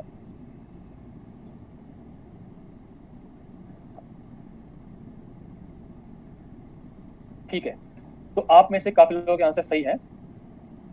तो एक बात तो क्लियर होगी कि भाई स्ट्रॉन्ग तो ये नहीं है क्योंकि इसमें आइसोस्पिन कंजर्व नहीं है, लेकिन क्योंकि इसमें I3 तक कंजर्व है, इसमें आप जब फर्स्ट एड करोगे तो भी कंजर्व हो जाएंगे। स्ट्रेंजनेस इसमें करोगे नहीं, स्ट्रेंजनेस को स्किप कर दोगे, स्ट्रेंज पार्टिकल्स में है नहीं। तो शुरू के 8 आपने कर दिए, शुरू के 8 में देखो बैड नंबर हो गया, चार्ज हो गया, इलेक्ट्रॉन इसमें है नहीं तो वो नहीं करोगे। मास एनर्जी करोगे नहीं क्योंकि मास एनर्जी के डीके में करते हैं, इलेक्ट्रॉन नंबर भी डीके में करते हैं, एंगुलर मोमेंटम में कर चुके हैं, तो फर्स्ट एड हो चुके। 9th वाला स्किप कर दिया, स्ट्रेंजनेस है नहीं। 10th वाला I3 कंजर्व हो गया, I हुआ नहीं तो स्ट्रॉन्ग नहीं है, लेकिन क्या हो गया फिर आंसर, इलेक्ट्रोमैग्नेटिक हो गया, क्योंकि I3 तक कंजर्व हो गया। तो आंसर हो गया इलेक्ट्रोमैग्नेटिक इंटरेक्शन। अगर आगे से फिर से ये रिएक्शन आए, यही रिएक्शन एग्जैक्टली, और आपसे पूछे टाइप ऑफ इंटरेक्शन, तो इसका आंसर इलेक्ट्रोमैग्नेटिक होगा। तो अब हम आगे चल रहे हैं। अब नेक्स्ट क्वेश्चन है आपका question number 15, page number 45, net December 2015। Consider the following processes involving free particles. Which of the following statements is true? तो सबसे पहला स्टेटमेंट है process first obeys all conservation laws. तो प्रोसेस फर्स्ट में बताओ कि क्या सभी कंजर्वेशन लॉज फॉलो हो रहे हैं? प्रोसेस फर्स्ट में ऐसा कुछ लग रहा है कि कुछ वायलेट हो रहा हो?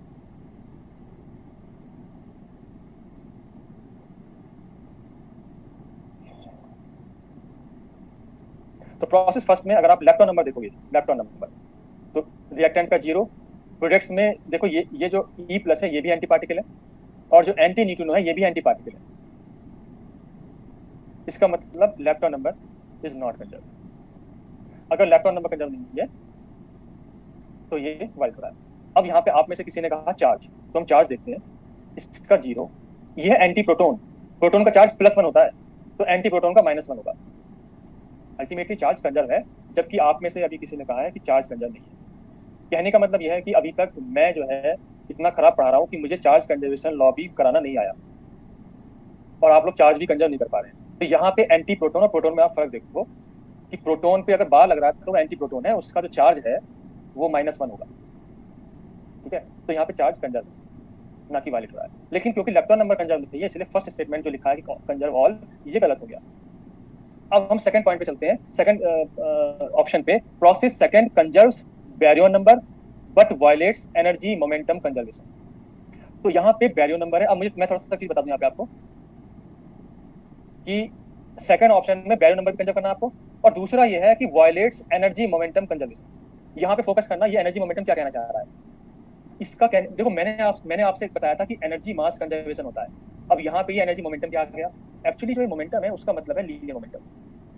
जब भी एंगुलर मोमेंटम होगा तो एंगुलर वर्ड यूज होगा, जहां भी मोमेंटम होगा उसका मतलब लीनियर मोमेंटम होगा। तो फिर ये एनर्जी क्या है? ये एनर्जी एक्चुअली टोटल नहीं है, ये एनर्जी काइनेटिक एनर्जी। थोड़ा सा यहाँ पे लैंग्वेज की प्रॉब्लम है, इन्होंने यूज किया है। तो कहने का मतलब ये टोटल एनर्जी नहीं है, ये काइनेटिक एनर्जी लीनियर मोमेंटम दोनों एक दूसरे से रिलेशन होता है इनका। तो एक्चुअली ये केवल लीनियर मोमेंटम कंजर्वेशन है, यहाँ पे एनर्जी कंजर्व नहीं करनी है कभी। आप इसको कभी टोटल एनर्जी मानो, it is not total energy, it is actually kinetic energy related to linear momentum. Ultimately यहाँ पे लीनियर मोमेंटम की बात करनी है, ठीक है। तो अब यहाँ पे दो की बात करनी है, एक तो बैरियर नंबर की और एक लीनियर मोमेंटम। तो अल्टीमेटली अब देखो क्या करना है। तो सेकंड वाले ऑप्शन में सबसे पहले बैरियर नंबर देखो। तो बैरियर नंबर अगर देखो, एंटी प्रोटोन का 1 होता है तो एंटी प्रोटोन का -1 +1, ये 0। तो बैरियर नंबर तो कंजर्व हो गया। इसका मतलब first half of the statement is correct. अब सेकंड हाफ की बात करोगे लीनियर मोमेंटम। मैंने आपको लीनियर मोमेंटम के लिए क्या बात बताई थी कि अगर कोई डीके हो रहा है तो ये गलत है, it is forbidden, because if a particle is decaying तो it should decay into at least 2 particles. Secondly मैंने आपसे कहा था कि अगर 2 पार्टिकल रिएक्शन हो रही है तो ये भी फॉरबिडन है कि हो सकता है ये दोनों अपोजिट डायरेक्शन में जा रहे हो, यहाँ पे linear momentum of the reactants 0 हो रहा हो, सभी पॉसिबिलिटीज हो सकती हैं। तो फिर सी आपका सी जो है इसमें मोमेंटम कभी भी 0 नहीं होगा, क्योंकि जब पार्टिकल बनेगा तो वो थोड़ा बहुत चलेगा, यानी कि पार्टिकल एनर्जी होगी। तो इन दोनों में लीनियर मोमेंटम हमेशा 0 होगा, ऐसे दो केसेस में। तो यहाँ पे ये केस ऐसा ही है जहाँ पे 2 पार्टिकल रिएक्ट हो रहे हैं और थर्ड पार्टिकल केवल एक बन रहा है, तो यहाँ पे हम कहेंगे लीनियर मोमेंटम इज वायलेटेड, ठीक है। तो जो स्टेटमेंट नंबर बी है वो करेक्ट है आपका, conserves baryon number but violates energy momentum conservation. आपका बी स्टेटमेंट सही नजर आ रहा है। अब क्वेश्चन ये है कि अगर बाई चांस आप एनर्जी मोमेंटम से कंफ्यूज हैं और आपको लग रहा है कि पता नहीं आपने सही सोचा है कि नहीं सोचा है, तो कंफर्म करने के लिए सी और डी ऑप्शन और देख लो। तो सी वाला जो ऑप्शन है वो स्टेटमेंट जो इक्वेशन नंबर 3 है उसके लिए। तो process third is not allowed by strong interaction but is allowed by weak interaction. इसने कहा है कि थर्ड वाला स्ट्रॉन्ग से नहीं है, वीक से है, हमें देखना है। लेकिन हमने जो पढ़ा है अब तक, हमने ये पढ़ा है कि अगर किसी रिएक्शन में न्यूक्लियॉन्स और पायोन्स हो तो वो स्ट्रॉन्ग होनी चाहिए। तो हमें फिलहाल ये स्ट्रॉन्ग नजर आ रही है, ठीक है। ये कहता है कि ये स्ट्रॉन्ग नहीं है, वीक है। तो हम ये देखना चाहेंगे कि ये गलत है कि सही है। तो इसमें आप क्या करो, पहले देखो। अब क्वेश्चन ये है, अब मैं फिर से कह रहा हूँ, अब मेरा क्वेश्चन क्या है, अब ध्यान से सुनो। मैं यहाँ पे आपसे पूछना चाह रहा हूँ, क्या हम यहाँ पे फर्स्ट 8 लॉज स्किप कर सकते हैं कि नहीं, टाइम बचाने के लिए, या हमें नहीं करना चाहिए स्किप? तो अब आप लोगों में से कुछ लोगों ने कहा यस कर देना चाहिए, ठीक है। लेकिन मेरा आंसर क्या है? मेरा आंसर है आप लोग स्किप नहीं कर सकते। आप लोग स्किप नहीं कर सकते क्योंकि ये मैच द फॉलोइंग का क्वेश्चन नहीं है। मैच द फॉलोइंग में तो फॉरबिडन वर्ड ही नहीं है, तो हम मानेंगे कि भाई फॉरबिडन तो है ही नहीं। यहाँ पे स्टेटमेंट वाला क्वेश्चन है। आप क्यों मान रहे हो कि इसका स्टेटमेंट करेक्ट है? हो सकता है वो फॉरबिडन हो और ये कह रहा हो कि स्ट्रॉन्ग नहीं है, वीक है, ये कह रहा स्ट्रॉन्ग है नहीं है, वीक है। हो सकता है वो फॉरबिडन हो, कोई जरूरी थोड़ी है कि वो फॉरबिडन नहीं है। तो ये स्टेटमेंट वाला क्वेश्चन है, इसमें कोई जरूरी नहीं है कि इसका स्टेटमेंट करेक्ट ही हो सकता है वो किसी भी तरह से कोई भी इंटरेक्शन ना हो, वो फॉरबिडन हो। तो हमें फर्स्ट 8 भी स्किप नहीं करनी है स्टेटमेंट वाले क्वेश्चन में, सिर्फ मैच द फॉलोइंग वाले में करनी है जिसमें फॉरबिडन वर्ड नहीं है, इसमें नहीं करने हैं। तो अब यहाँ पे देखो, आप देखोगे इसमें बैरियर नंबर ही कंजर्व नहीं है। जब इसमें ये रिएक्शन अपने आप बनाई हुई है, तो जब इसमें बैरियर नंबर ही कंजर्व नहीं है तो ये रिएक्शन फॉरबिडन है, पहली बात। दूसरी बात, हम पढ़ चुके हैं कि अगर न्यूक्लियॉन और पायोन है तो वो स्ट्रॉन्ग सही होगा 99% 100%। तो वीक से तो वो हो ही नहीं सकता था, वैसे भी स्टेटमेंट गलत है। लेकिन हमने कंफर्म भी कर दिया ये रिएक्शन अपने आप बनाई हुई है और इस रिएक्शन में बैरियर नंबर ही कंजर्व नहीं है, तो ये रिएक्शन फॉरबिडन है। ये वीक से भी नहीं है, स्ट्रॉन्ग से भी नहीं है, इलेक्ट्रोमैग्नेटिक से भी नहीं है, इट इज फॉरबिडन। कहने का मतलब ये स्टेटमेंट वाले क्वेश्चन में do not skip first 8, do not skip first 8। फिलहाल वैसे ये स्टेटमेंट गलत हो गया क्योंकि ये फॉरबिडन है, तो सी वाला गलत है। अब डी वाले के लिए देखो, process fourth conserves baryon number but violates electron number. हमें केवल बैरियर नंबर और इलेक्ट्रॉन नंबर पर फोकस करना है। तो बैरियर नंबर देखो, बैरियर नंबर तो यहाँ पे कंजर्व हो गया। इलेक्ट्रॉन नंबर देखो,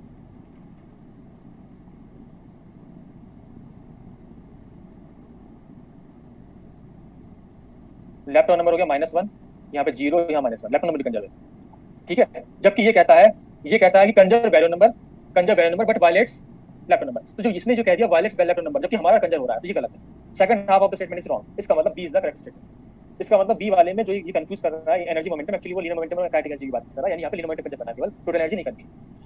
तो 15th का आंसर बी हो गया। अब हम नेक्स्ट क्वेश्चन पे चलते हैं। नेक्स्ट है आपका page number 46, net December 2016, question number 17। Which of the following reactions is are allowed by the conservation laws? इसने अलाउड कहा है, अलाउड का मतलब किसी ना किसी इंटरेक्शन से होना चाहिए, वो पूछा है। तो अगर अलाउड है तो पहले आप फर्स्ट स्टेट की बात करोगे। तो पहली रिएक्शन आपकी है pi plus neutron lambda naught plus के प्लस। आप मुझे बताओ कि फर्स्ट स्टेट में से आपको कुछ नजर आ रहा है कि भाई ये कौन सा कंजर्वेशन फॉलो नहीं हो रहा फर्स्ट स्टेट में?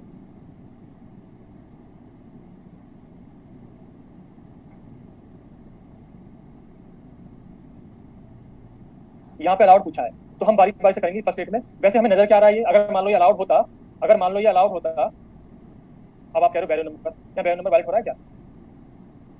बैरो नंबर तो कंजर हो रहा है, ठीक है। तो कोई जरूरी नहीं है कि जो मैं कह रहा हूँ सही हूँ। अल्टीमेटली यहाँ पे अलाउड देखना, तो फर्स्ट स्टेट देखो पहले। तो आप ये बताओ कि अगर ये अलाउड है या अलाउड लग रहा है, तो यहाँ पहले हम पहले इसमें फर्स्ट स्टेट करते हैं। तो ये हो गया 1 + 0 0 + 1 कंजर। बैरो नंबर 0 + 1 1 + 0 कंजर। इलेक्ट्रॉन इसमें है नहीं, एंगुलर मोमेंटम करोगे तो यहाँ पे 1 फर्मियोन है न्यूट्रॉन, यहाँ पे 1 फर्मियोन है लैम्डा नॉट। और नहीं तो स्पिन देख लो, इसकी स्पिन 0 है, इसकी स्पिन हाफ है, इसकी स्पिन हाफ है, इसकी स्पिन 0 है। तो रिजल्टेंट स्पिन जो है आपकी हाफ इंटीजर आ रही है, तो इट इज कंजर्व, ये भी कंजर हो गया। उसके बाद इलेक्ट्रॉन इसमें है नहीं, तो आपने फर्स्ट स्टेट कर दिए, क्योंकि आप इसमें मास एनर्जी और लीनियर मोमेंटम नहीं करोगे, क्योंकि ये डी रिएक्शन नहीं है। अब उसके बाद स्ट्रेंजनेस, स्ट्रेंजनेस देखोगे, अब ये हो गया आपका 0। Ultimately associated production of strange particles है, तो ये आपको स्ट्रॉन्ग से लग रहा है, स्ट्रॉन्ग से लग रहा है, तो ये हो जाएगा आपका स्ट्रेंजनेस 0, इसकी 0, इसकी -1 और इसकी +1। स्ट्रेंजनेस इज कंजर्व्ड I3 आपका हो गया 1, यहाँ पे हो गया -½ ये हो गया 0 singlet +½ conserve. I triplet doublet singlet doublet half half 3/2 at least 1 should be common conserve strong interaction हो गया है, ठीक है। सेकंड वाला आपको, सेकंड वाला भी ये associated production of strange particles नजर आ रहा है। सेकंड वाला भी आपको स्ट्रॉन्ग लग रहा है, पर हो सकता है फॉरबिडन हो, तो फर्स्ट स्टेट करना पड़ेगा आपको। -1 + 1 0 + 0 baryon number 0 + 1 1 + 0 conserve. Angular momentum 1 fermion proton 1 fermion conserve. Strangeness 0 + 0 -1 + 1 conserve. I3 -1 triplet +½ doublet singlet और K + K - K naught, K naught K plus के साथ आता है, तो K प्लस वाले को +½ दे दो, दूसरे वाले को -½ दे दो, ठीक है। तो अल्टीमेटली आपको थर्ड कंपोनेंट इस तरह से याद करना है। K वालों में देखना पेयर कौन कौन बना रहा है, और एग्जाम में इसी स्पीड से करना चाहिए। और ये आप तभी कर पाओगे जब आपको ये याद होंगे, और अगर आपको याद नहीं होंगे तो ऑब्वियसली आप कुछ नहीं कर पाओगे। अगर गलती से I3 भूल गए हो तो जो जेलमैन निशिजिमा फार्मूला है उससे भी कर सकते हो, तो उससे कम से कम जो है करेक्ट होकर आपको मिल जाएगा आंसर। थोड़ा टाइम लगेगा लेकिन अल्टीमेटली जो है आंसर आपको आ जाएगा। तो यहाँ पे देखो -½ आ रहा है दोनों तरफ, ये भी कंजर्व। आई जब करोगे तो ट्रिपलेट डबलेट सिंगलेट डबलेट, यहाँ भी जो है आपको एटलीस्ट 1 कॉमन हाफ मिल रहा है conserve. I is conserve strong, इसका मतलब दोनों अलाउड है, बोथ 1 और 2 आर अलाउड। तो अब हम आगे चलें।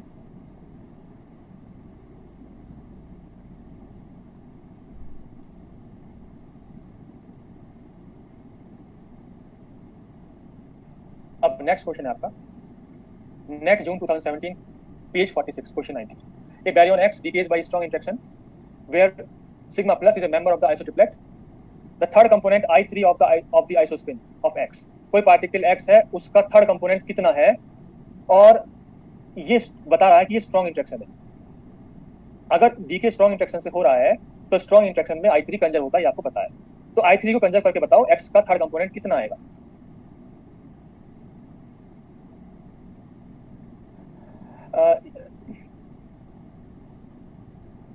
ठीक है, तो हम I3 कंजर करते हैं। तो यहाँ पे आपके पास X है sigma plus plus pi minus plus pi not.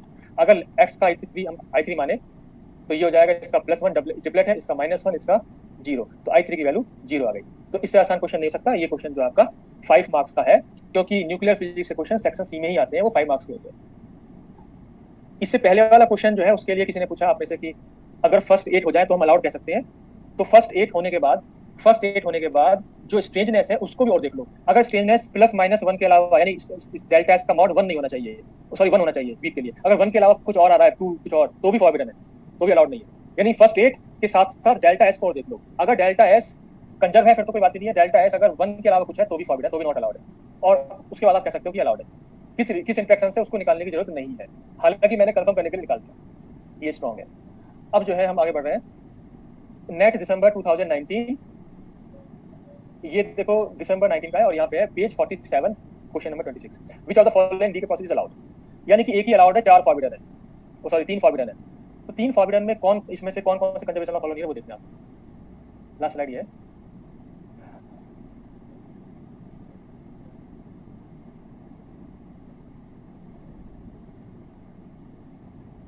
अब हम जो है नेक्स्ट स्लाइड, नेक्स्ट क्वेश्चन में। तो पहले वाले क्वेश्चन में सबसे पहले बताओ कि कौन सा अलाउड नहीं है जो आपको लग रहा है। ठीक है, यहाँ तो अलाउड पूछा है, तो एक तो बी आपको साफ नजर आ रहा है, बी में म्योनिक इलेक्ट्रॉन नंबर कंजर्व नहीं है और इलेक्ट्रॉनिक नहीं है, तो अल्टीमेटली बी वाला तो आपको साफ नजर आ रहा है कि भाई बी वाला वायलेट हो रहा है, इट इज नॉट अलाउड। पहले वाला, उसके बाद अब बताओ इसके अलावा और कौन सा आपको लग रहा है नजर। डी वाले में, डी वाले ऑप्शन में क्या चीज कंजर्व नहीं है डी वाले ऑप्शन में। ठीक है, डी वाले ऑप्शन में बैरो नंबर कंजर्व नहीं है, बैरो नंबर इज नॉट कंजर्व 1 0 0। तो अगर बैरो नंबर नहीं है तो अलाउड नहीं हो सकता, फर्स्ट स्टेट में कंजर्वेशन में होना चाहिए। उसके बाद सी वाले ऑप्शन को देखो, सी वाला ऑप्शन लग रहा है आपको कंजर्व है कि नहीं। सी वाले ऑप्शन में, सी वाले ऑप्शन में आपको लग रहा है कंजर्व है कि नहीं। पहले फर्स्ट एट की बात कर रहा हूं मैं, फर्स्ट एट में बताओ सी वाले ऑप्शन में फर्स्ट एट में कंजर्वेशन लॉ फॉलो हो रहा है कि नहीं हो रहा।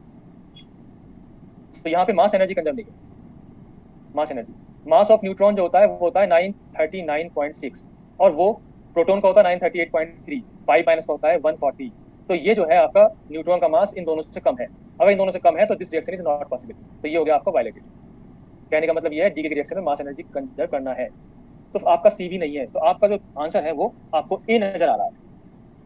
ठीक है, अब अगर ए नजर आ रहा है तो आप मुझे बता सकते हो कि ए वाली जो रिएक्शन है वो किस इंटरेक्शन से हो सकती है, स्ट्रॉन्ग इलेक्ट्रोमैग्नेटिक या वीक में से।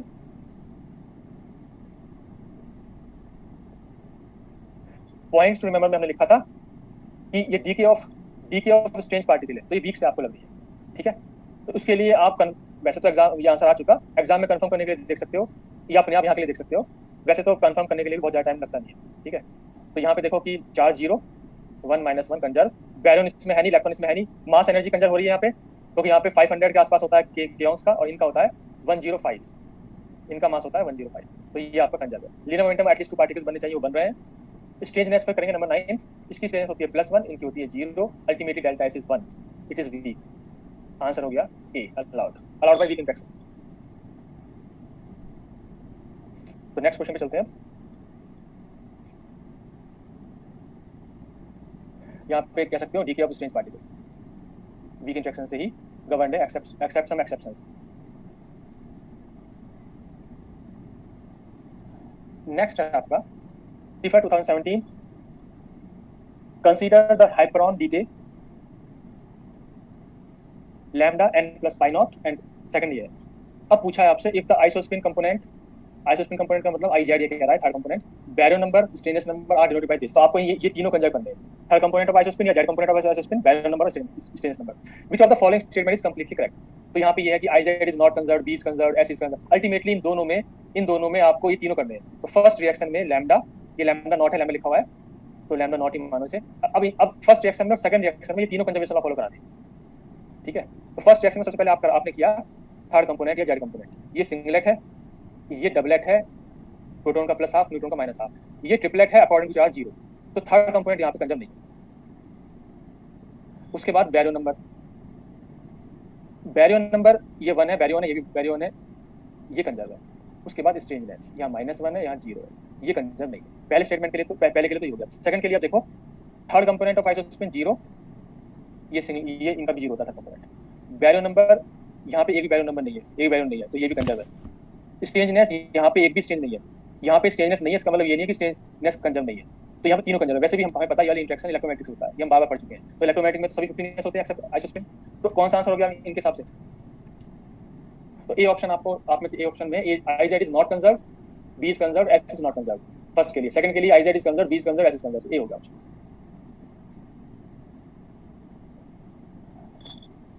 अब जो है नेक्स्ट क्वेश्चन देखते हैं।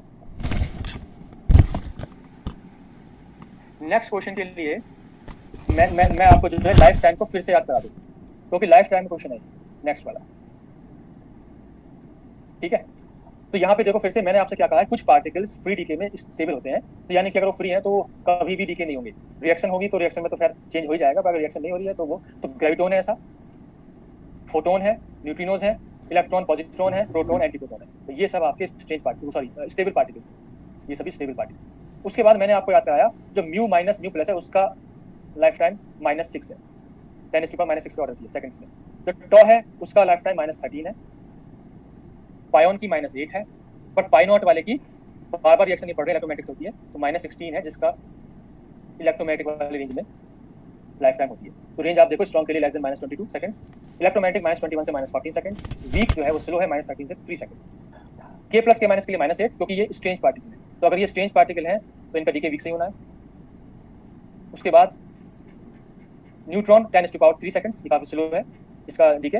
हाइपरॉन्स, ये सभी स्ट्रेंज पार्टिकल्स हैं, सभी स्ट्रेंज पार्टिकल्स हैं हाइपरॉन्स, चाहे लैम्डा वाले हो, चाहे सिग्मा वाले हो, चाहे काई वाले हो, चाहे ओमेगा हो। -10। इसमें एक्सेप्शन है सिग्मा नॉट का, जो कि डीके होता है इलेक्ट्रोमैग्नेटिक्स। ठीक है, ये हो गया -20। और इसमें मुझे लग रहा है इसमें एक पार्टिकल रह गया है, इसमें जो है ईटा रह गया है, यानी कि एक ईटा और लिख लो, यहाँ पे ईटा नहीं दिख रहा मुझे, जो ईटा नॉट है, ईटा नॉट का डीके 10⁻⁻, मतलब ये जिस तरह से पाई नॉट इलेक्ट्रोमैग्नेटिक्स होता है, ईटा नॉट भी इलेक्ट्रोमैग्नेटिक्स होता है।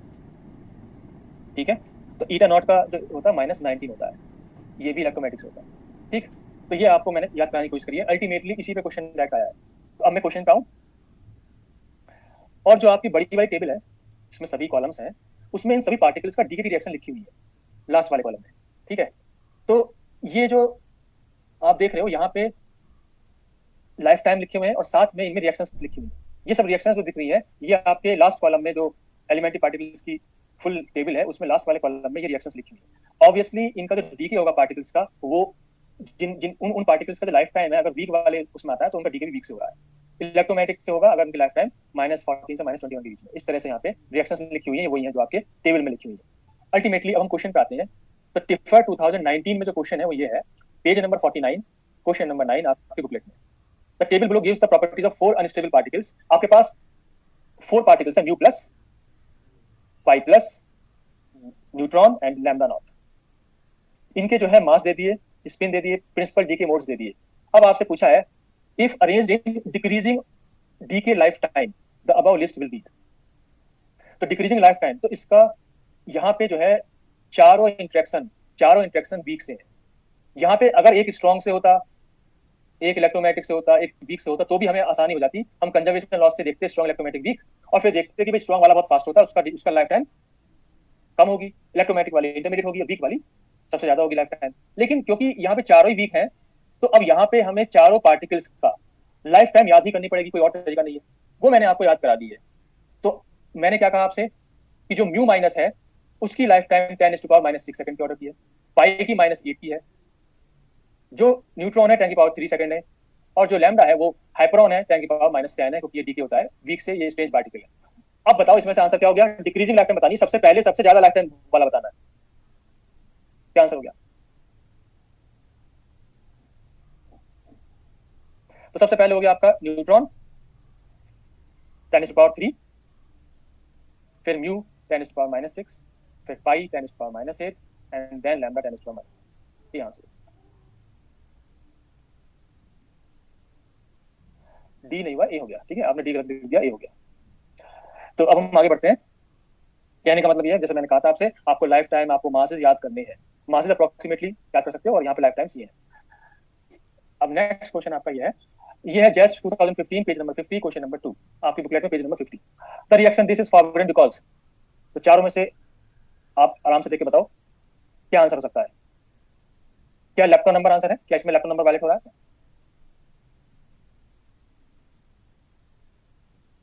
ठीक है, तो लेप्टोन नंबर नहीं हो रहा है। तो यहाँ पे जो लेफ्ट नंबर करेंगे तो ये हो गया -1, ही होगा +1, ही होगा 0। तो इट इज नॉट वैलिडेड। चार्ज +1 -1 0, ये भी वैलिड नहीं हो रहा। तो ये दोनों आंसर नहीं है। एंगुलर मोमेंटम, एंगुलर मोमेंटम में मैंने कहा था आपसे, स्पिन देखो, स्पिन दोनों की हाफ है, इसकी स्पिन 1 है, इनकी 0 1 हो गई। अगर दोनों इंटीजर है तो it is conserved. Linear momentum valid हो रहा है। क्यों? क्योंकि मैंने आपसे कहा था कि लीनियर मोमेंटम दो केसों में वैलिड होता है, एक तो एक से एक पार्टिकल ना बने, दूसरा दो पार्टिकल जब रिएक्ट हो रहे तो उससे एक ना बने। इन दोनों के अलावा कोई और हो तो उसको हम नहीं देख सकते। ठीक है, क्योंकि यहाँ पे इन्फॉर्मेशन पूरी नहीं है। तो जब रिएक्शन हो तो केवल ये दोनों देखेंगे। तो यहाँ पे लीनियर मोमेंटम वैलिड हो रहा है।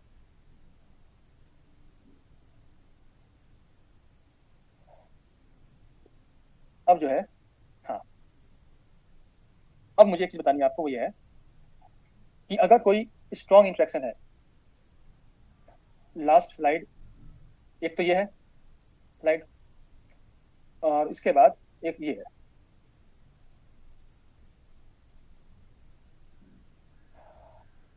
अब यहाँ पे क्या करना है हमें? वैसे एक काम करते हैं, चलो चलो से बता देता हूँ मैं। अगर कोई स्ट्रॉन्ग इंटरेक्शन है तो स्ट्रॉन्ग इंटरेक्शन में आपसे ये पूछता है कि मान लो स्ट्रॉन्ग इंटरेक्शन में लिखता हूँ, मान लो ये आपसे दे रखा है कोई स्ट्रॉन्ग इंटरेक्शन, तो मैंने कोई लिखा K minus plus proton sigma minus plus pi plus. तो यहाँ पूछता find values of I and I3 for product particles. तो प्रोडक्ट पार्टिकल्स का मतलब sigma minus plus pi plus. तो ये जो एज ए सिस्टम है इसके लिए I और I3 की वैल्यू निकालनी है। कैसे निकालोगे? और ये हम स्ट्रॉन्ग इंटरेक्शन में निकालेंगे हमेशा, क्योंकि स्ट्रॉन्ग में I और I3 कंजर्व होता है। तो आप क्या करोगे, पहले I3 कंजर्व करोगे, क्योंकि बाकी तो हो ही जाएंगे स्ट्रॉन्ग में। हम I3 और I को फोकस कर रहे हैं, तो I3 और I प्रोडक्ट पार्टिकल्स के लिए कैसे निकाल सकते हैं उस पर आ रहे हैं। I3 जब करोगे तो K माइनस हो गया माइनस हाफ, इसका प्लस हाफ, इसका -1, इसका +1। अल्टीमेटली I3 कंजर्व हो चुका है, वो तो होना ही था क्योंकि जब स्ट्रॉन्ग इंटरेक्शन है। लेकिन I3 की वैल्यू कैसे निकले? तो जो यहाँ पे I3 की वैल्यू आएगी वो क्या आएगी, जो भी आपके रिएक्टेंट या प्रोडक्ट की वैल्यू होगी I3 की, वो आएगी यहाँ पे आएगी 0। तो I3 टोटल जो है सिस्टम का sigma minus plus pi plus का 0 हो गया। ठीक है, तो I3 की वैल्यू तो आ गई। अब I की वैल्यू कैसे निकालोगे? I की वैल्यू निकालने के लिए पहले I को कंजर्व करो। यहाँ पे डबलेट है, यहाँ पे डबलेट है, यहाँ पे ट्रिपलेट है, ट्रिपलेट है। यहाँ पे देखो कौन कौन सा कॉमन हो रहा है। हाफ और हाफ से 0 और 1 आएगा, 1 और 1 से 1 माइनस 1 से 1 प्लस 1। तो यहाँ पे 0 और 1 कॉमन है। अगर 0 और 1 कॉमन है, 2 कॉमन नहीं है, तो 2 आंसर नहीं हो सकता I का। I can not be equal to 2। जो कॉमन होगा उसमें से ही आंसर आएगा। अब हम ये देखेंगे कि I जो है 0 है 1 है, दोनों पॉसिबल। तो यहाँ पे हम देख रहे हैं कि अगर I की वैल्यू 0 है then I3 is equal to 0। ठीक है, तो I3 हमारा सेटिस्फाई हो रहा है क्योंकि I3 ऑलरेडी है। अगर I की वैल्यू 1 लिखोगे तो I3 की वैल्यू यहाँ से आती है -1 0 +1। तो जो 0 है वो सेटिस्फाई हो रही है। इसका मतलब जो दोनों वैल्यू I की है वो I3 को सेटिस्फाई कर रहे हैं। इसका मतलब यहाँ पे जो है आंसर हो गया I3 is equal to 0 and I is equal to 0 and 1 both. क्यों है बोथ? क्योंकि दोनों I3 को सेटिस्फाई कर रहे हैं। As both satisfies I3 equal to 0। ऐसा भी हो सकता था कि I, अगर मान लो I3 आपका 1 होता, अगर आपका I3 1 होता तो फिर ऐसा हो सकता था कि अब यहाँ पे अगर I3 आपका 1 होता तो I आपका केवल 1 ही आता, 0 नहीं आता, क्योंकि 0 1 को सेटिस्फाई नहीं कर सकता। पर यहाँ पे I3 आपका 0 है, इसलिए यहाँ पे आंसर हो जाएगा। ठीक है, तो अगर ऐसा हो गया, अब आपको समझ में आया कि हम I3 और I को कैसे निकाल सकते हैं किसी भी सिस्टम के लिए। अगर मान लो आपसे पूछता for system of sigma minus and pi plus, तो भी यही आंसर होता। और यहाँ पे आपसे पूछ लिया इस रिएक्शन में प्रोडक्ट पार्टिकल्स के लिए, तो भी यही आंसर हो गया। तो अगर ये हो गया है तो अब इस पे जो क्वेश्चन है वो हम करेंगे ब्रेक के बाद। इस पे बेस्ड जो क्वेश्चन आ चुका है आपका नेट के एग्जाम में। फिलहाल इस वाले क्लास के लिए इतना ही। अब हम जो है 6 PM पे, यानी नेक्स्ट क्लास जब भी होगी तब फिर से करेंगे। तो अब कोई क्वेश्चन हो तो आप पूछो आज की क्लास रिलेटेड। सर स्लाइड 7 यहाँ पर I का आंसर 0 1 हो गया ना? हाँ 0 और 1 दोनों हो गया, क्योंकि दोनों से I3 की वैल्यू 0 आ रही है। स्लाइड नंबर 7 तो ये है सर। आप हर एक पार्टिकल के स्पिन कैसे याद रखते हो? मतलब स्पिन नेक्स्ट को शो कर दीजिए। मतलब जब फर्मियोन दो साइड में है तब तो पता चल जा रहा है, और अगर एक साइड में दो फर्मियोन है तब भी पता चल जा रहा है। पर अगर दोनों साइड में मतलब मिला जुला के दे रहे हैं तब आप स्पिन कैसे याद रखते हो? नहीं, तो ऐसा है, उसमें सब पार्टिकल्स की स्पिन हमें याद ही है। हाँ, स्लाइड कौन सी चाहिए आपको? एक मिनट सर लाइफ टाइम वाला स्लाइड दिखा दीजिए ना। क्वेश्चन एक मिनट, 12th स्लाइड वाला शो कर दीजिए। एक मिनट, 12th है। हाँ, तो स्पिन ये है कि मैंने आपसे कहा कि स्पिन मैंने आपको याद करा दिया है। बोसॉन्स में फोटॉन की 1, ग्रेविटॉन की 2, सभी मेसॉन्स की 0। लेप्टॉन्स में, फर्मियोन्स में सभी फर्मियोन्स की half except omega minus omega plus. तो आपको जब सबकी याद है तो अगर मान लो किसी रिएक्शन में फर्मियोन और बोसॉन दोनों है, 25 ये है। अगर फर्मियोन और बोसॉन दोनों का रिजल्टेंट निकाल लो आप वेक्टर एडिशन से। ठीक है, और नहीं तो मैंने क्या कहा कि दोनों तरफ नंबर ऑफ फर्मियोन्स गिन लो। अगर क्योंकि जो बोसॉन है उसका तो इंटीजर है, उससे ज्यादा फर्क नहीं पड़ेगा, क्योंकि जो इंटीजर ऐड होगा किसी फर्मियोन में तो वो उसी हिसाब से एक्ट करेगा जितने आपके फर्मियोन है। अगर हम बात करें इंटीजर हाफ इंटीजर, तो 25 ये हो गया, 26 ये है। Excuse me sir, first question में जब आपने फर्स्ट आई थिंक या फिर सेकंड क्वेश्चन था आपने सर जिसमें प्रोटॉन का मास नहीं गिवन था, आपने बीटा पार्टिकल का और प्रोटॉन का मास कंबाइन करके हाइड्रोजन की मास निकाला था। हाँ सर वो वाला सर दिखा दीजिए थोड़ा। हाँ, ये slide number 27।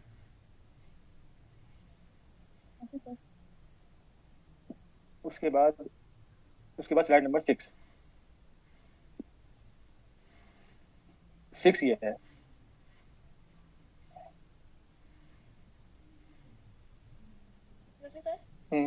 Sir shell model में जिस न्यूक्लियस की स्पिन पैरिटी पर एक्सेप्शन है तो उस पर अगर क्वेश्चन में फर्स्ट या सेकंड स्टेट की स्पिन पैरिटी पूछी जाए तो फिर कैसे कैलकुलेट करेंगे?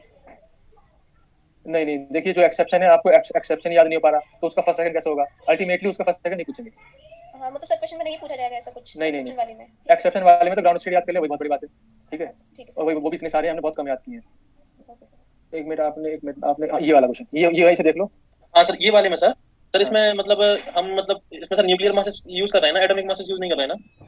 हाँ, अगर आपको एटॉमिक मास यूज करना है तो थर्ड वाले जो रिएक्शन है उसमें फिर एटॉमिक मास के हिसाब से क्यू वैल्यू आएगा, mass of the H3 minus mass of He3 minus 2Me, फिर माइनस 2Me को इन्वॉल्व करना पड़ेगा, आंसर सेम आएगा। सर एटॉमिक मासेस यहाँ पे ज्यादा कन्वीनियंट। और सर ये मतलब एक चीज समझ में नहीं आ रही इसमें, हमने सर प्रोटॉन और बीटा पार्टिकल का कंबाइन करके हाइड्रोजन एटम के इक्वल्स टू लिख दिया, बट सर वो सर हाइड्रोजन एटम में तो सर बाइंडिंग एनर्जी माइनस रहती है ना, मतलब इलेक्ट्रॉन और प्रोटॉन की, तो उससे भी फर्क नहीं पड़ेगा? देखो ये तो मैं आपको पहले ही बता चुका हूँ शायद फर्स्ट या सेकंड क्लास में, मतलब लेक्चर में, कि हम यहाँ पे वैसे तो एटॉमिक मास जो होता है वो होता है atomic mass is equal to nuclear mass, sorry atomic mass is equal to nuclear mass plus mass of the electrons minus binding energy होता है। जी सर। ठीक है, but binding energy actually electron volts में होती है, यहाँ पे मासेस आपके एमईवी में है तो उसको हमने नेगलेक्ट कर दिया।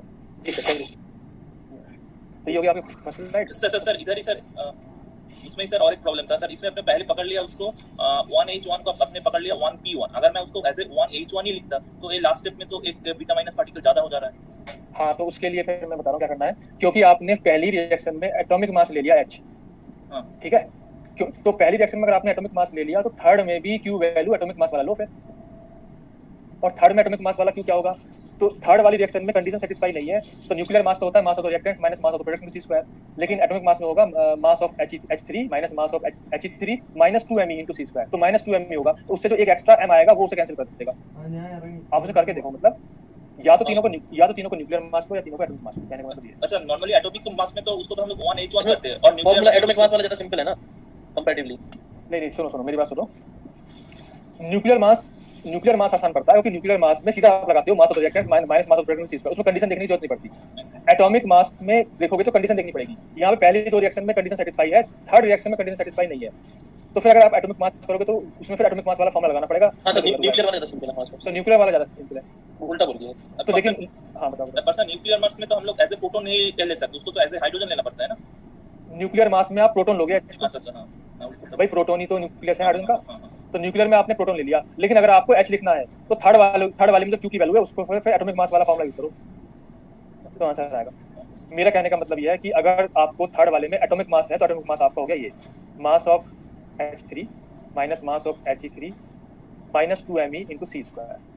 अब आप मैनिपुलेट करके ये बना दो, इसकी वैल्यू निकालो, जैसे निकालो इसकी वैल्यू निकालो, आपको आंसर मिल जाएगा एटॉमिक मास।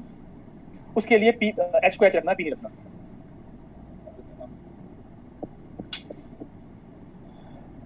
ठीक है, फिर अब इसे ऐड करें। सर बीटा माइनस के लिए उधर 2Me होता है या बीटा प्लस के लिए होता है? बीटा सॉरी नहीं ये मैं गलत लिख दिया, बीटा प्लस के लिए होता है, ये यहाँ से माइनस 2Me हटाओ, ये आएगा, वो तो बीटा प्लस के लिए होता है, ये हो जाएगा into C², ये आएगा, इसकी वैल्यू चाहिए आपको। सर जनरली बुक में तो सभी न्यूक्लियर मास में ही है।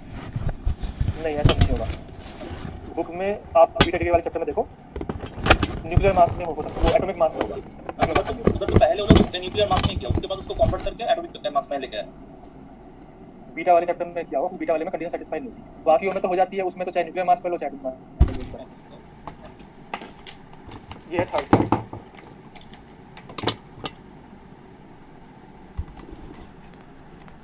सर एक बार लास्ट स्लाइड दिखा दीजिए।